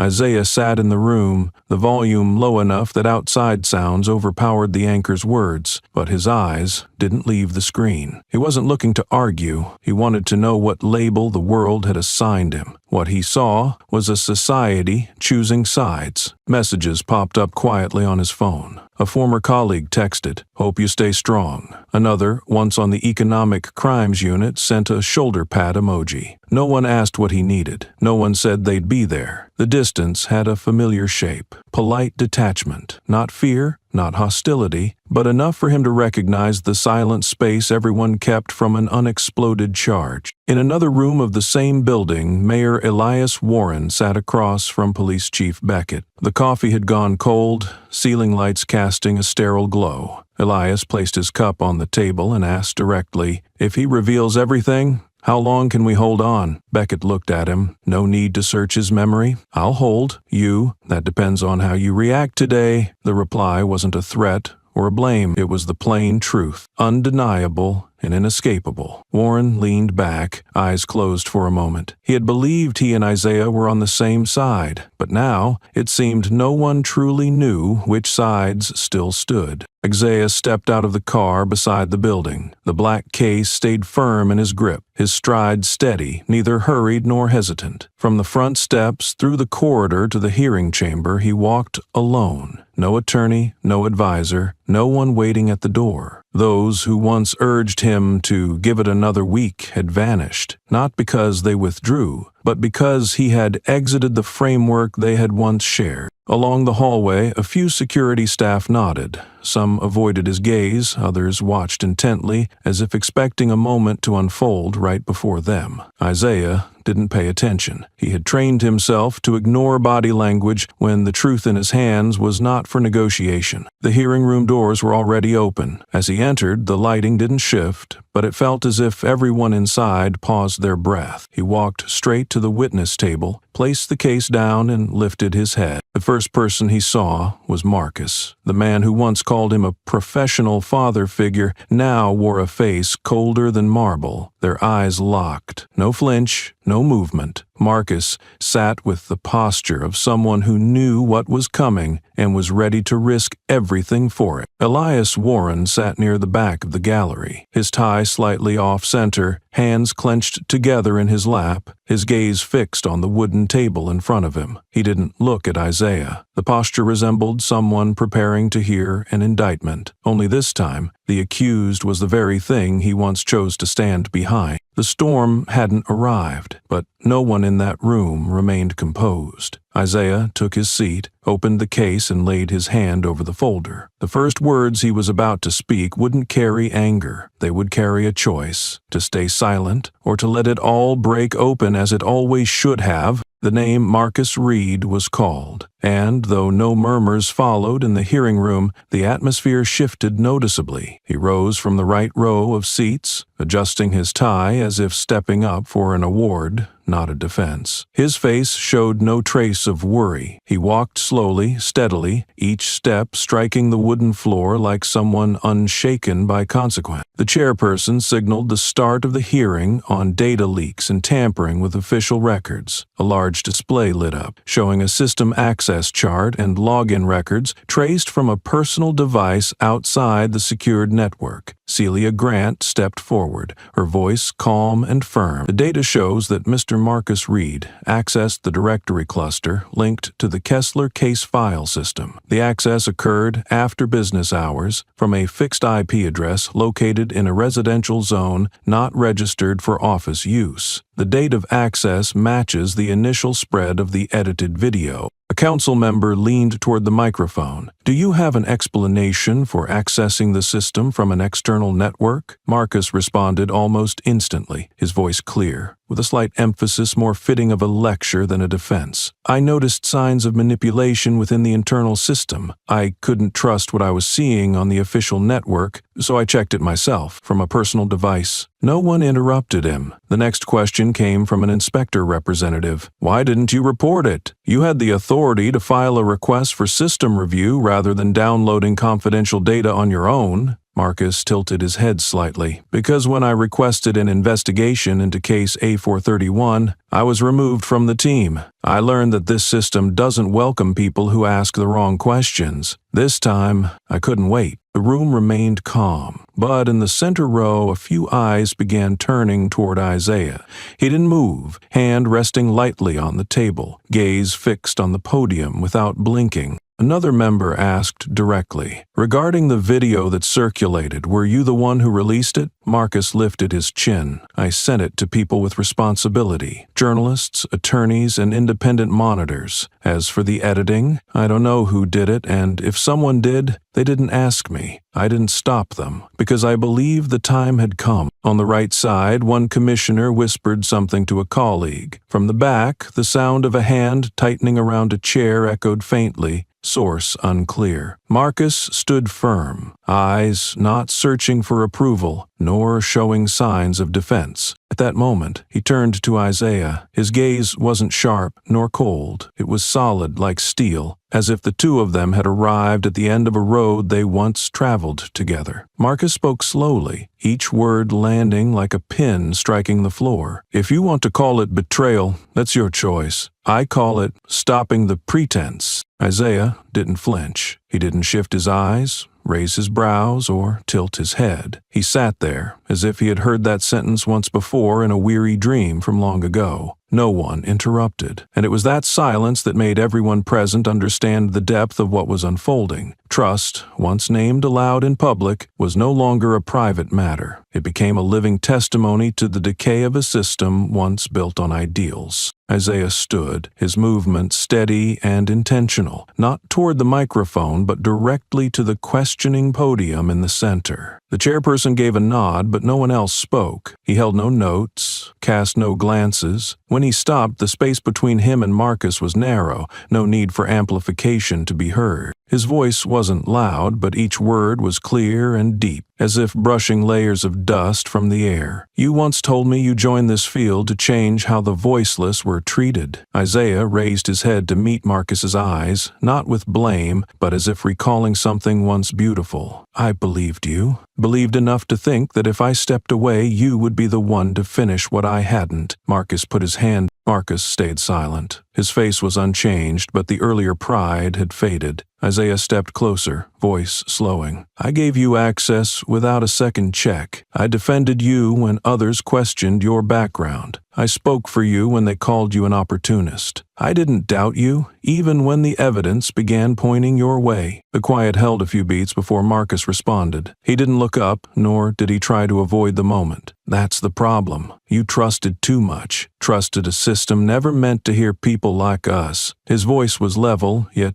carried a weight, as if he'd just shed something heavy he'd carried too long. "I'm tired of watching you patch a sinking ship convinced it'll reach the shore. You're still on the deck, sewing up rotted sails. I looked for a life raft." Isaiah didn't respond right away. He stepped back slightly, not out of retreat, but to see Marcus more completely, no longer through the lens of past belief. "You say it's not betrayal," he repeated, "that you just stopped believing in me, stopped believing in the system. So let me make this clear. I don't believe because I'm naive. I believe because if I stop thinking, someone can hold on to integrity in the swamp. I have nothing left to hold on to." He paused, staring deep into Marcus's eyes. "Maybe you're right. Maybe I'll never fix anything. But I'd rather die standing on that deck than survive by punching a hole in the hull and swimming off alone." No one spoke. The room remained still. Some leaned forward, others lowered their heads, but all were drawn into a moment that felt deeply personal, yet publicly consequential. Isaiah turned, walked back to his seat, not heavy, not triumphant. He sat, hands resting on his knees, gaze unwavering. Marcus remained standing. No one asked him to leave, no one told him to sit. No one in that room reached out to comfort Isaiah or shot a look of blame at Marcus, but it was that silence that answered everything. Isaiah turned, asked Van Zort. Where trust had once stood, now remained only emptiness, and the man once called the ideal successor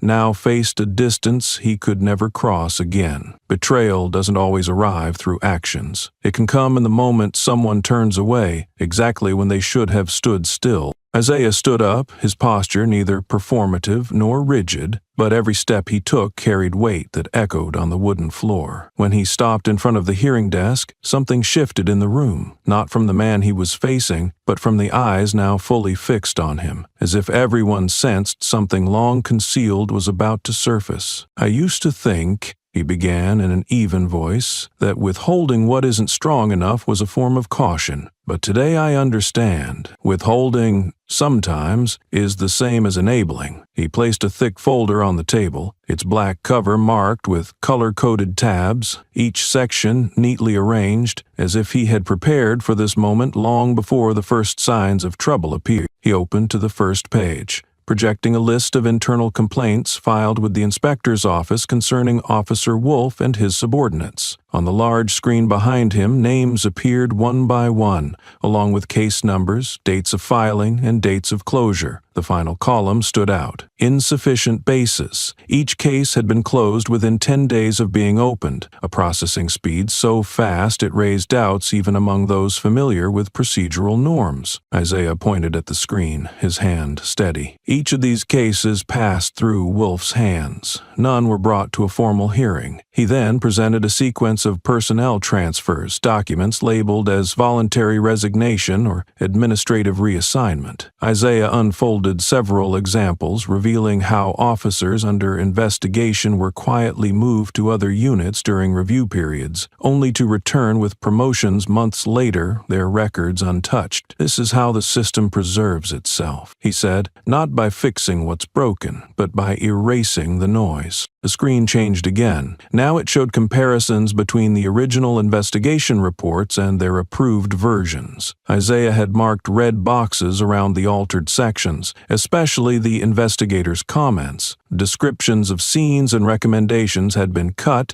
replaced by cold, generic administrative phrases. "I don't believe the investigators wrote this," he said, "but I believe someone ordered them to change it." Finally, he opened the section he called the containment network. A series of internal emails flashed across the screen, between Wolf, Kessler, and 3 other officers. Recurrent phrases appeared: maintain soft control, censure internal subjects, don't create political disruption. These weren't outright commands, but they bore the unmistakable tone of policy, and it was not on the side of transparency. Several council members sat up straight and began jotting notes. One requested a full copy of the files to be handed to the Independent Oversight Unit. The chair nodded and ordered the original documents sealed, pausing the session for 15 minutes to sort the materials. Before leaving the podium, Isaiah scanned the faces in the room. He wasn't searching for support. He left only one final sentence, calm but unmistakable. This isn't an isolated incident. It's what happens when a person with enough authority and enough connections, but not enough accountability, is left in charge for too long. He turned and returned to his seat. The folder remained open on the desk. Every page in it now served as a tile in the pathway the system once used to pave over unrest. But now those same pages stood as evidence that this order had been built on a cost many never knew they'd paid. Isaiah flipped to a new section, this time abandoning charts and cold directives. A young man's image appeared on the screen, face resolute yet not fully grown. Isaiah looked up, scanned the room, and began. His name was Dorian Marks. 3 years ago, he was fined for stopping outside the marked lane. Police called for backup. Wolf responded. No resistance, no further violations, yet he was arrested for non-compliance. His family had footage from a home security camera. It showed him being pulled from the car with both hands raised. Isaiah rested his hand on the folder, each word clear and steady, like knocks on a door that had long been shut. 3 days later, the complaint was dismissed. Reason, insufficient evidence. The final sign-off was Wolf's. He pulled up a process map showing how the complaint was routed. Every junction listed timestamps, user credentials, and highlighted 3 moments Wolf had signed directly. One to reassign the investigator, one to deny an independent probe, and one to label the matter internally resolved. Isaiah added with unwavering tone, all within 72 hours. 3 critical gates, one man's hands. He paused, eyes turning to the right side of the chamber. A council member spoke, his voice slicing through the near-total silence. In your opinion, does Wolf have a role in the Kessler incident? Isaiah didn't hesitate. His response was not fast, but firm. I'm not saying he gave the order, but if you build a hallway with no cameras, eventually someone will drag someone else into it. He continued, flipping through the file and pulled out a letter, laminated for preservation. 3 months ago I received this, he said, then read aloud in an even tone. We were taught how to revise statements before getting reprimanded. My trainer was Wolf himself. The sentence was plain, not dramatized, but it cut sharply through the bureaucratic mask of the institution. There was no commotion, no rebuttals. Isaiah looked toward the chairperson, then closed the folder. I'm not asking for his removal here and now, but I ask that the truth be allowed to surface fully. A chance, ladies and gentlemen, that's what this system is lacking. His final words fell like a pebble into still water. At the council table, most eyes remained on the screen, but one gaze turned away. Wolf, once seen as an unshakable figure, this time he did not meet the stare of the man calling him out. No one said it, but that brief lowering of the eyes, that refusal to face forward, marked the first shift. There was no applause, no grand conclusion, only a clear sense that something had been stripped away, not by verdict, but by truth being looked at directly and named. Isaiah didn't seek victory, he sought light, and this time, that light had found the one who had walked too long in the shadows of unchecked power. The hearing room sat under a cold uniform light that made every face seem pale and indistinct. Isaiah stood at the center, his back straight, both hands resting on the wooden table before him. A thin folder lay closed in front of him, untouched. He hadn't looked at anyone, hadn't raised his eyes since walking into the room. The air thickened among those seated in a circle around him, as if everyone was waiting for an outburst or a defense, something Isaiah had never once offered in more than 20 years of service. His voice rose slowly, without defiance or justification. He said nothing of the wound on his shoulder, nor of mud, nor guns pressed against his temple. Instead, he opened with a long-forgotten file, so old some in the room had likely erased it from memory. The internal report on Deputy Chief Dennis Wolfe, a suspicious chain of data tied to altered disciplinary rulings, manipulated personnel records, and interference in prosecutorial file assignments. Isaiah admitted he had read it, clearly, early and thoroughly. He could have acted. He didn't. He had placed it in a drawer, telling himself to wait for more evidence,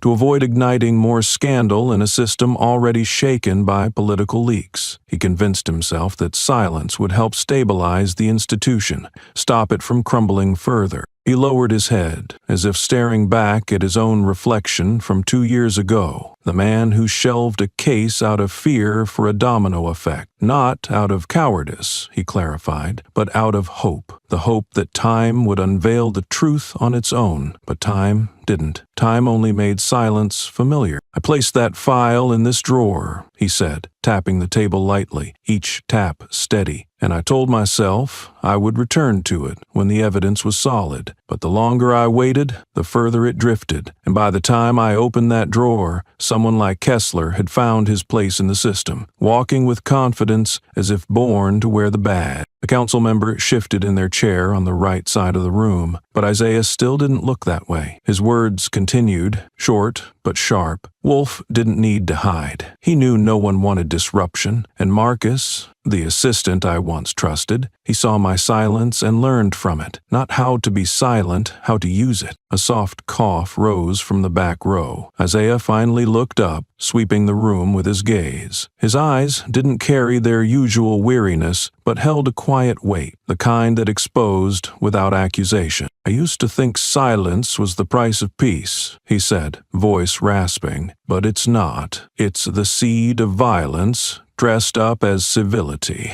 The final words weren't loud, but they dropped with enough force that no one dared reply. Isaiah didn't move, didn't retreat. He waited, like someone long used to waiting, but this time waiting for others to speak. A faint rustle of paper came from his left, followed by a few averted glances and a stifled cough. No one interrupted him, but the mood had shifted. The silence was no longer about anticipation, but avoidance. Some began reviewing the papers in front of them, as if needing an excuse to escape the growing intensity in his stare. Isaiah didn't let the silence stretch. He placed a second file on the table, thicker than the first. The cover was gray, marked with the red ink of internal oversight. He opened it slowly, page by page, as if unlocking a long-sealed door. Each name was read clearly, each case tied to a date and an internal decision. No indictments, no accountability, just a few quiet reassignments. All of these bear the same signature, Isaiah said, turning to the last page, where Dennis Wolfe's name appeared again and again, like an exclamation mark in a paragraph full of unanswered questions. He said nothing more about Wolfe. Instead,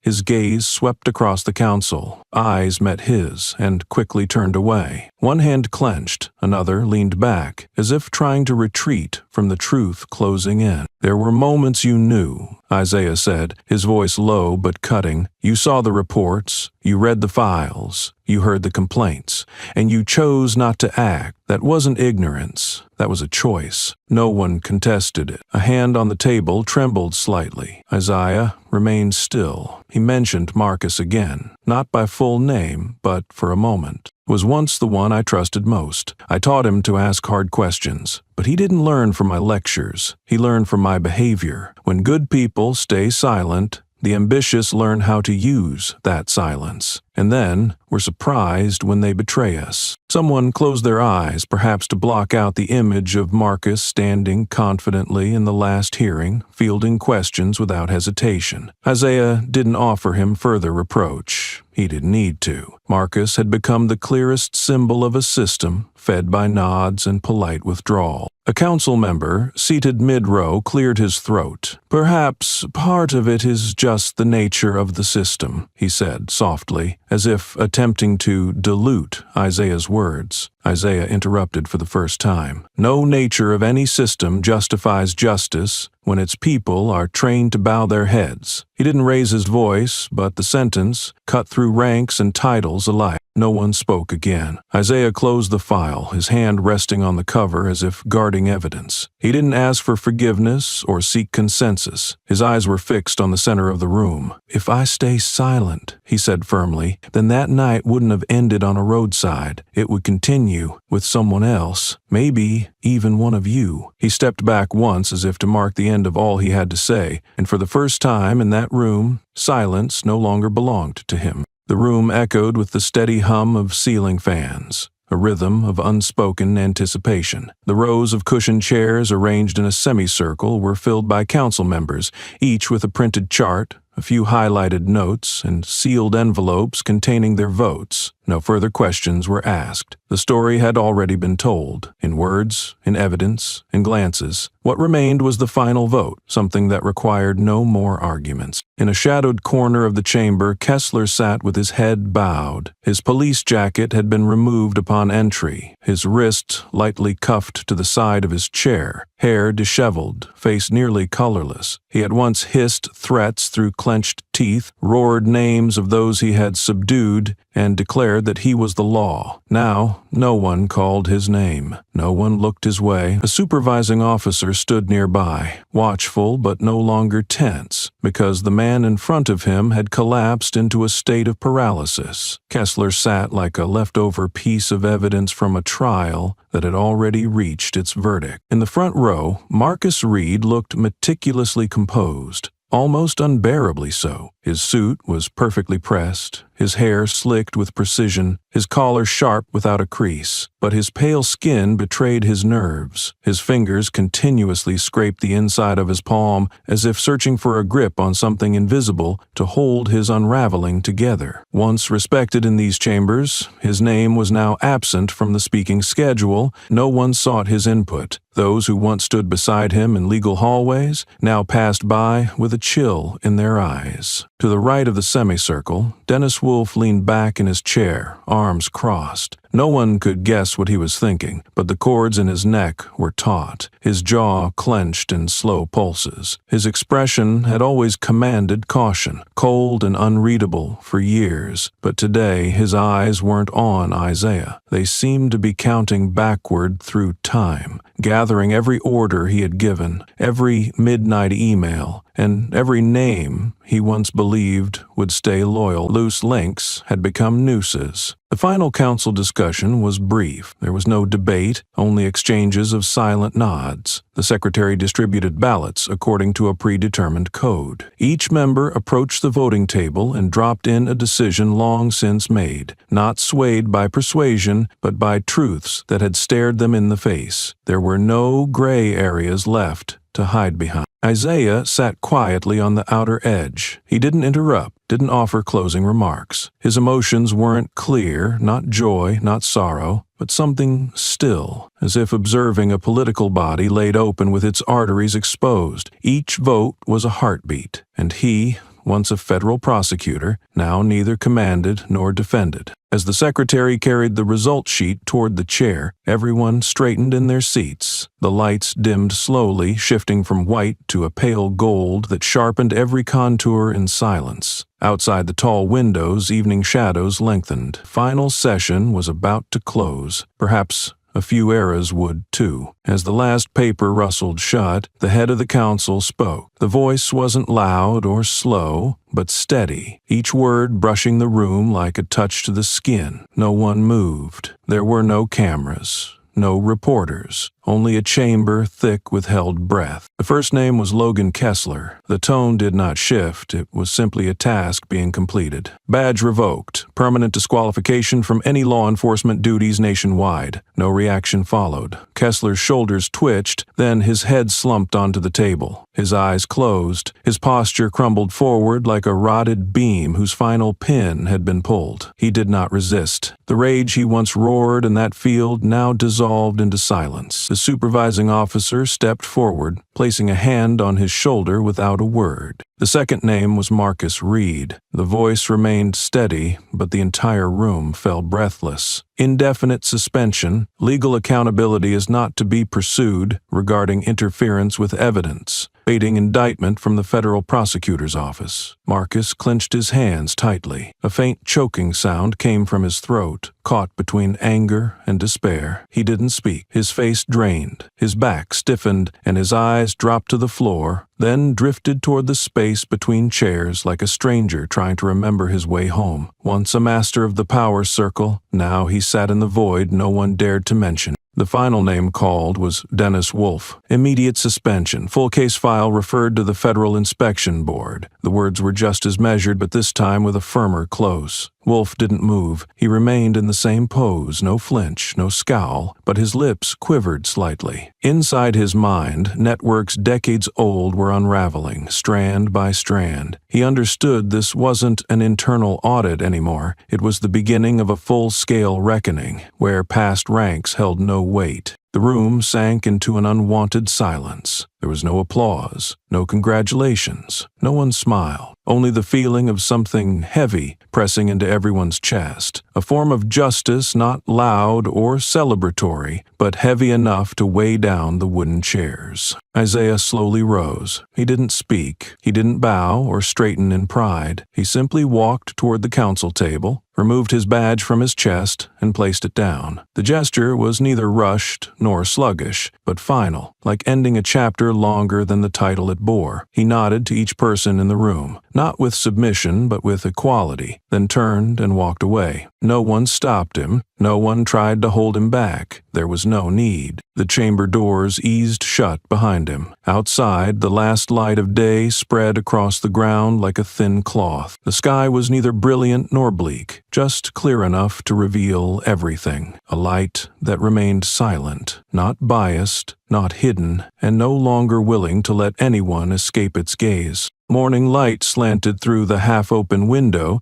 casting a pale sheen on a thin layer of dust that hadn't yet been wiped from the desk. Isaiah stepped into the office one final time, his pace neither hurried nor heavy. This room had once been a trench, a place where he wrote charges against those hiding behind badges and titles, a place where he had chosen silence when he should have spoken. Now, it was simply an empty room, echoing faint traces of a man who once believed that justice could be preserved if one stood firm long enough. On the desk were a few remaining folders. Some were sealed, signed, and stamped, while others sat half-finished, clipped pages still waiting for his hand to complete them. At the center lay a single sheet, bold letters across the top, request for reappointment. He stared at the form for a long time, not touching it. All the dates were filled in, his name printed in the space reserved for one who would succeed himself, but the signature line remained blank. He folded the page into quarters and slipped it into the drawer without a word. A breeze passed through the hallway, slipping under the door. The nails that once held framed photos of campaigns, honors, and courtroom victories were still embedded, but the frames were gone. The lighter patches on the wall reminded him that someone once believed they'd stay here long enough to matter. Isaiah ran his hand across the surface where his wristwatch used to rest whenever he drafted indictments. The scratches just beneath his sleeve looked like dried ink stains, unchanged, unrevised. The door opened gently. A voice entered, familiar yet tentative. A young lawyer who had once interned under him, now a civil servant in his own right, stepped in with a look that barely concealed unease. "Are you sure?" His voice carried more hope than doubt. "There's still time to change your mind." Isaiah smiled, not to comfort, not to correct. He turned, locking eyes with the young man, light but unmistakable. "I once believed that if I stood firm enough, others would follow. But I've come to understand that even the steadfast must sometimes step aside for a generation more willing to ask questions than to remain silent." The young man said nothing more. He stood still, like a shadow watching history fold in on itself. Isaiah nodded, a quiet thank you for bearing witness, then turned back to the desk. He removed the badge from his chest, placed it on the bookshelf beside an unmarked case file. The the one he had opened closed and kept with him like a silent burden. Before leaving, he turned his back to the bookshelf and closed the door softly. The click of wood meeting wood echoed just enough to confirm its closure, firm without hesitation. Isaiah stepped into the hallway, his silhouette blending into the corridor, lit just enough to reveal the way ahead but not enough to guess where it led, and for the first time in years, he did look back. On the desk now cleaned, the first thing Isaiah set down was a plain sheet of paper. No logo, no seal. He didn't use a typewriter or ask a secretary to reprint it. His handwriting was even and deliberate, but in places the ink pressed harder, leaving darker marks like the weight of truths never spoken aloud. At the top he wrote, "To the one who comes next." No title, no greeting, just a simple opening, a quiet shedding of everything that had rested on his shoulders for so long. In the first few lines, he admitted he had stayed longer than planned. Isaiah didn't frame it as pride or denial. He wrote that his departure wasn't due to failure, but to something realized too late. Silence, when held too long, ceases to be caution and becomes complicity, even when unintentional. He paused before continuing. His left hand rested lightly on the paper's edge as his eyes wandered to the window. The next lines came slower, each letter drawn with clarity. "I stayed silent too long, not out of fear, but out of hope. Yet justice cannot survive on hope alone." The line stood nearly centered on the page, separate from the rest like a conclusion that needed no agreement and awaited no reply. A confession, but also a warning from someone who once believed perseverance alone could outlast time. Isaiah didn't ask his successor to be flawless. He wrote that waiting for the perfect person to fill this role would leave the system stalled, forever waiting for courage. He placed no hope in ideals, only in action. "I only ask that the one who comes next is someone who stands when everyone else chooses to sit." The line followed a space. No bullets, no annotations. Isaiah understood that in reality what mattered wasn't a speech, but a question that would echo long after the words had faded. Near the end of the letter, he paused again, then wrote, "There are battles that cannot be won quickly, but neither can they be ignored. I am not here to hand over weapons. I leave behind a question. That question must remain, even when no one dares to answer it." He signed with a black ink pen, small and tucked into the lower left corner of the final page. The letter was folded in half and placed into an unmarked envelope, then tucked beneath a stack of blank files in the top drawer. No one witnessed him write it, and he didn't intend for it to be read just yet. It was written for a moment that would need it, not for a person. Outside, the morning light brushed faintly across the wall, reflecting along the edge of the desk. The room was not entirely still. There was wind, footsteps fading down the hallway, and the soft shifting of long-held silence, finally starting to move. The wooden chair behind the desk remained, waiting for someone, not for power, but for the quiet understanding that silence had once made an entire generation believe justice was asleep. In a society still weighed down by prejudice, the story of federal prosecutor Isaiah Monroe is not merely a personal incident. It's a stark mirror reflecting a painful truth. Too many people are judged by their skin color, their appearance, or their demeanor, while few take the time to see their true worth. Isaiah, a man who dedicated 2 decades to serving justice, was dragged out of his car, forced to kneel, and insulted like a criminal, all because he was a black man in a suit on a quiet road. And that alone was enough to trigger the arrogance of a man wearing a badge but lacking integrity. Essler, an officer with a history of complaints for violence and racial bias, believed he had the right to strip someone of their dignity just because they didn't bow to his authority. He thought a gun could silence righteousness, and that brute force could hide moral weakness. But truth doesn't stay silent for long. One phone call from the mayor himself exposed the line between false power and true authority, the power of truth and respect for what is right. This story delivers a powerful lesson. Never judge a person by appearances or inherited bias. There are those who serve quietly, endure silently, and respond not with fists but with principle, intelligence, and steadfast resolve. And when the moment comes, truth always finds its way through a phone call, a steady gaze, or a choice to rise without retaliation. It's also a reminder that justice doesn't come from shouting or pulling a trigger. It comes from persistence and faith in what's right. Isaiah didn't need revenge to prevail. He only needed to stand firm in his dignity, allowing the truth to expose the abuser. Truth doesn't need to scream to be heard. It simply needs to appear. Have you ever been misjudged because someone didn't understand who you truly are? Have you ever been underestimated, only to prove quietly that you were far more than they assumed? If this story resonates with you, share it. Let others see that justice doesn't begin in courtrooms. It begins when we stop judging, start listening, and choose to believe in each other's humanity over our assumption. And don't forget to subscribe for more powerful stories like this. Stories that challenge us to reflect, confront, and grow.